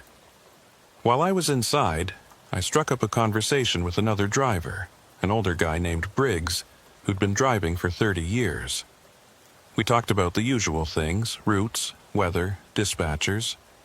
Then he mentioned a storm he'd driven through years ago. Weirdest thing, he said. Got caught in a whiteout somewhere in South Dakota. Followed another truck's tracks for hours, but I could never catch up to them. Eventually, the storm cleared, and I found myself right back where I'd started, like I'd been driving in circles. Lost about 4 hours that I can't account for. I felt my chest tighten. Did you see any strange things, like ghost trucks, or blank signs, or... He looked at me sharply. "How'd you know about that?" "I had a similar experience," I said carefully. "A few weeks ago. Drove into a storm, followed some tracks. Things got weird. I thought I was hallucinating." Briggs shook his head slowly. "Not hallucinating. I've talked to maybe a dozen other drivers over the years who've had the same thing happen. We don't talk about it much. People think you're crazy, but it's real. There's something about those winter storms, some of them anyway. You drive into them and you end up somewhere else. Not quite the same world as before." "But I got out," I said. "I made it back to the normal highway." "Did you?" He looked at me with eyes that had seen too much. "Or did you just think you did? How do you know you're not still in there, following tracks that lead nowhere?" I didn't have an answer for that. He finished his coffee and stood up. "Word of advice. Don't follow tracks anymore. Don't follow other trucks. If you see a whiteout coming, pull over and wait it out. Don't risk driving into it, because once you're in deep enough, you might not get back out." He left before I could ask him anything else. I sat there for a long time, thinking about what he'd said. Then I went back to my truck and looked at my logbook. I'd been keeping detailed records, as required by law. Every stop, every mile, every hour of driving and resting. The numbers should all add up. Total miles driven should match the odometer. Total hours should match the time elapsed. But they didn't. According to my logbook, I'd driven 4,387 miles in the past 2 weeks. But my odometer showed I'd only driven 3,104 miles, a difference of over 1,200 miles. Miles that I'd driven but that my truck hadn't recorded, or miles that my truck had recorded but I couldn't remember driving. I checked my fuel receipts. They didn't match up either. I'd apparently bought fuel at stations I'd never stopped at in towns I'd never visited. My hands started shaking. I closed the logbook and put it away. I was just making mistakes, that's all. Not paying attention when I filled out the forms. Too tired to keep accurate records. That had to be it. I started the truck and got back on the road. I had a delivery to make. That's what I did. That's all I could do. But as I drove through the darkness, I kept seeing shapes in my mirrors.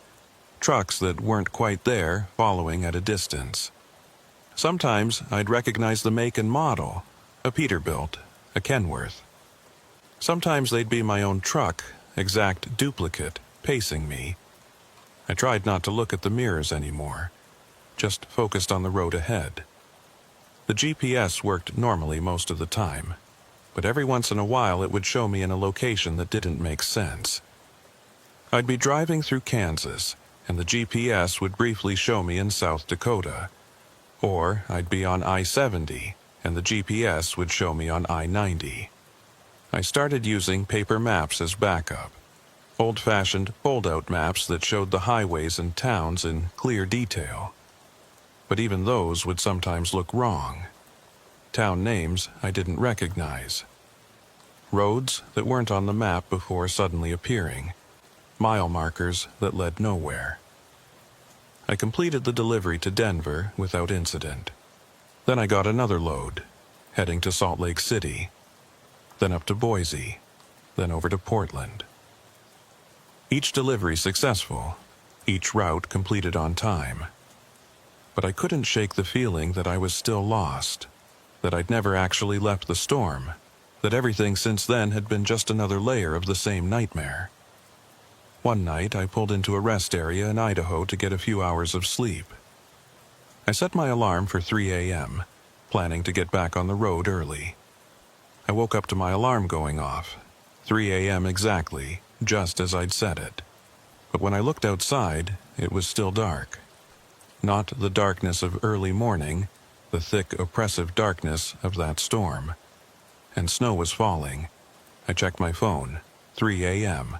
I checked the truck's clock, 3 a.m., but it felt wrong. It felt like it had been 3 a.m. for a long time, like time had stopped moving forward. I got out of the truck and looked around. The rest area was empty. No other trucks, no cars, no lights in the building. Just my truck sitting alone in a parking space, surrounded by falling snow. I walked toward the building. The doors were locked. I peered through the windows and saw the same empty interior I'd seen before. In the storm, or in a dream, or in some other version of reality. I went back to my truck and just drove. Away from the rest area, back onto the highway, following whatever road I could find. The snow continued to fall. The darkness continued. 3 a.m. continued. I drove for hours, but the clock never changed. Always 3 a.m., always dark, always snowing. Eventually, I saw lights ahead, another rest area, or maybe the same one. I pulled in, hoping to find someone who could tell me where I was, what was happening.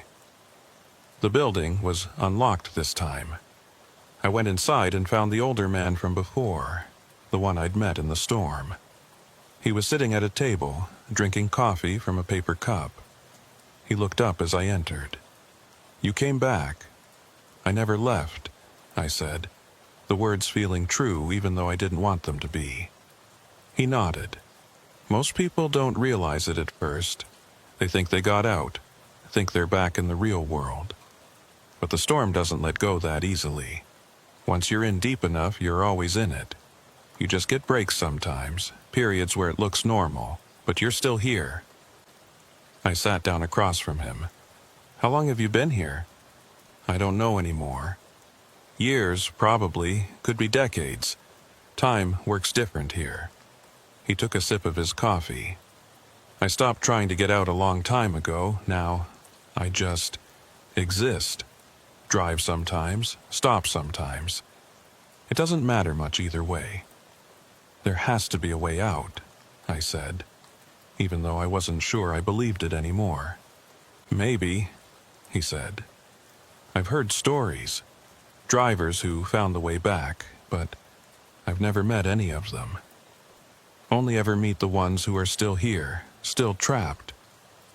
He stood up and walked to the window. "You can keep driving if you want. Keep following the tracks, keep looking for the exit. Maybe you'll find it. Maybe you're the special one who figures it out. But you don't think so. I think the storm takes what it takes. And once it has you, it doesn't give you back." I left the rest area and got back in my truck. The engine started. The GPS showed a route, though I couldn't tell where it was leading. The road stretched out ahead, covered in snow, marked by tracks. I started driving. I'm still driving. It's been, I don't know how long. The clock shows different times. The odometer keeps counting miles. The GPS shows different locations. But none of it means anything anymore. I pass other trucks sometimes. Some of them look real. Some of them look like ghosts. Some of them are my truck. Exact duplicates with drivers who look exactly like me. I see the blank signs. I see the tracks that spiral and loop and lead nowhere. I see the rest areas that appear and disappear. I see all of it, and I keep driving. Because what else can I do? I completed deliveries. Or I think I did. The paperwork is in my cab, signed and dated. But I can't remember actually making any of them. Can't remember the last time I talked to my dispatcher, or fueled up at a real truck stop, or saw another person who wasn't a ghost or a double. My logbook shows I'm still working. Still running loads across the country. Still making progress. But the numbers don't add up. The miles are wrong. The times are impossible. The routes connect places that don't exist. I found a photograph in my glove box, me standing next to my truck, smiling. I don't remember when it was taken. I don't recognize the parking lot in the background. The date stamp says 2024, but that can't be right. That's years in the future, or maybe it's years in the past. Maybe I've been driving through this storm for so long that time has looped back on itself. I tried calling home, tried calling friends, family, anyone who might remember me. But my phone shows no contacts. The address book is empty, like those relationships never existed, or like they've been erased by the storm. Maybe I never had a home. Maybe I've always been here, driving through this white void, following tracks that lead nowhere. The tracks are everywhere now. Every direction I look, I see tracks. Some fresh, some old, all of them leading forward and backward simultaneously. The entire landscape is covered in them, layer upon layer, an infinite palimpsest of journeys that never ended. And I'm adding to them. My truck leaves tracks wherever I go, contributing to the pattern. Maybe someday another driver will follow my tracks. Maybe they'll end up here too, adding their own tracks to the endless maze. The storm continues. The snow keeps falling. The white void extends forever in all directions. I keep driving. Because I'm a truck driver. That's what I do. That's who I am. I drive, I'll always drive. The tracks lead forward. I follow them. Where they lead, I don't know anymore. Maybe nowhere. Maybe somewhere I've already been 1,000 times. Maybe somewhere I've never been. It doesn't matter. I keep driving. And if you're reading this, if somehow this logbook or this journal or whatever it is makes it back to the real world, I have one piece of advice.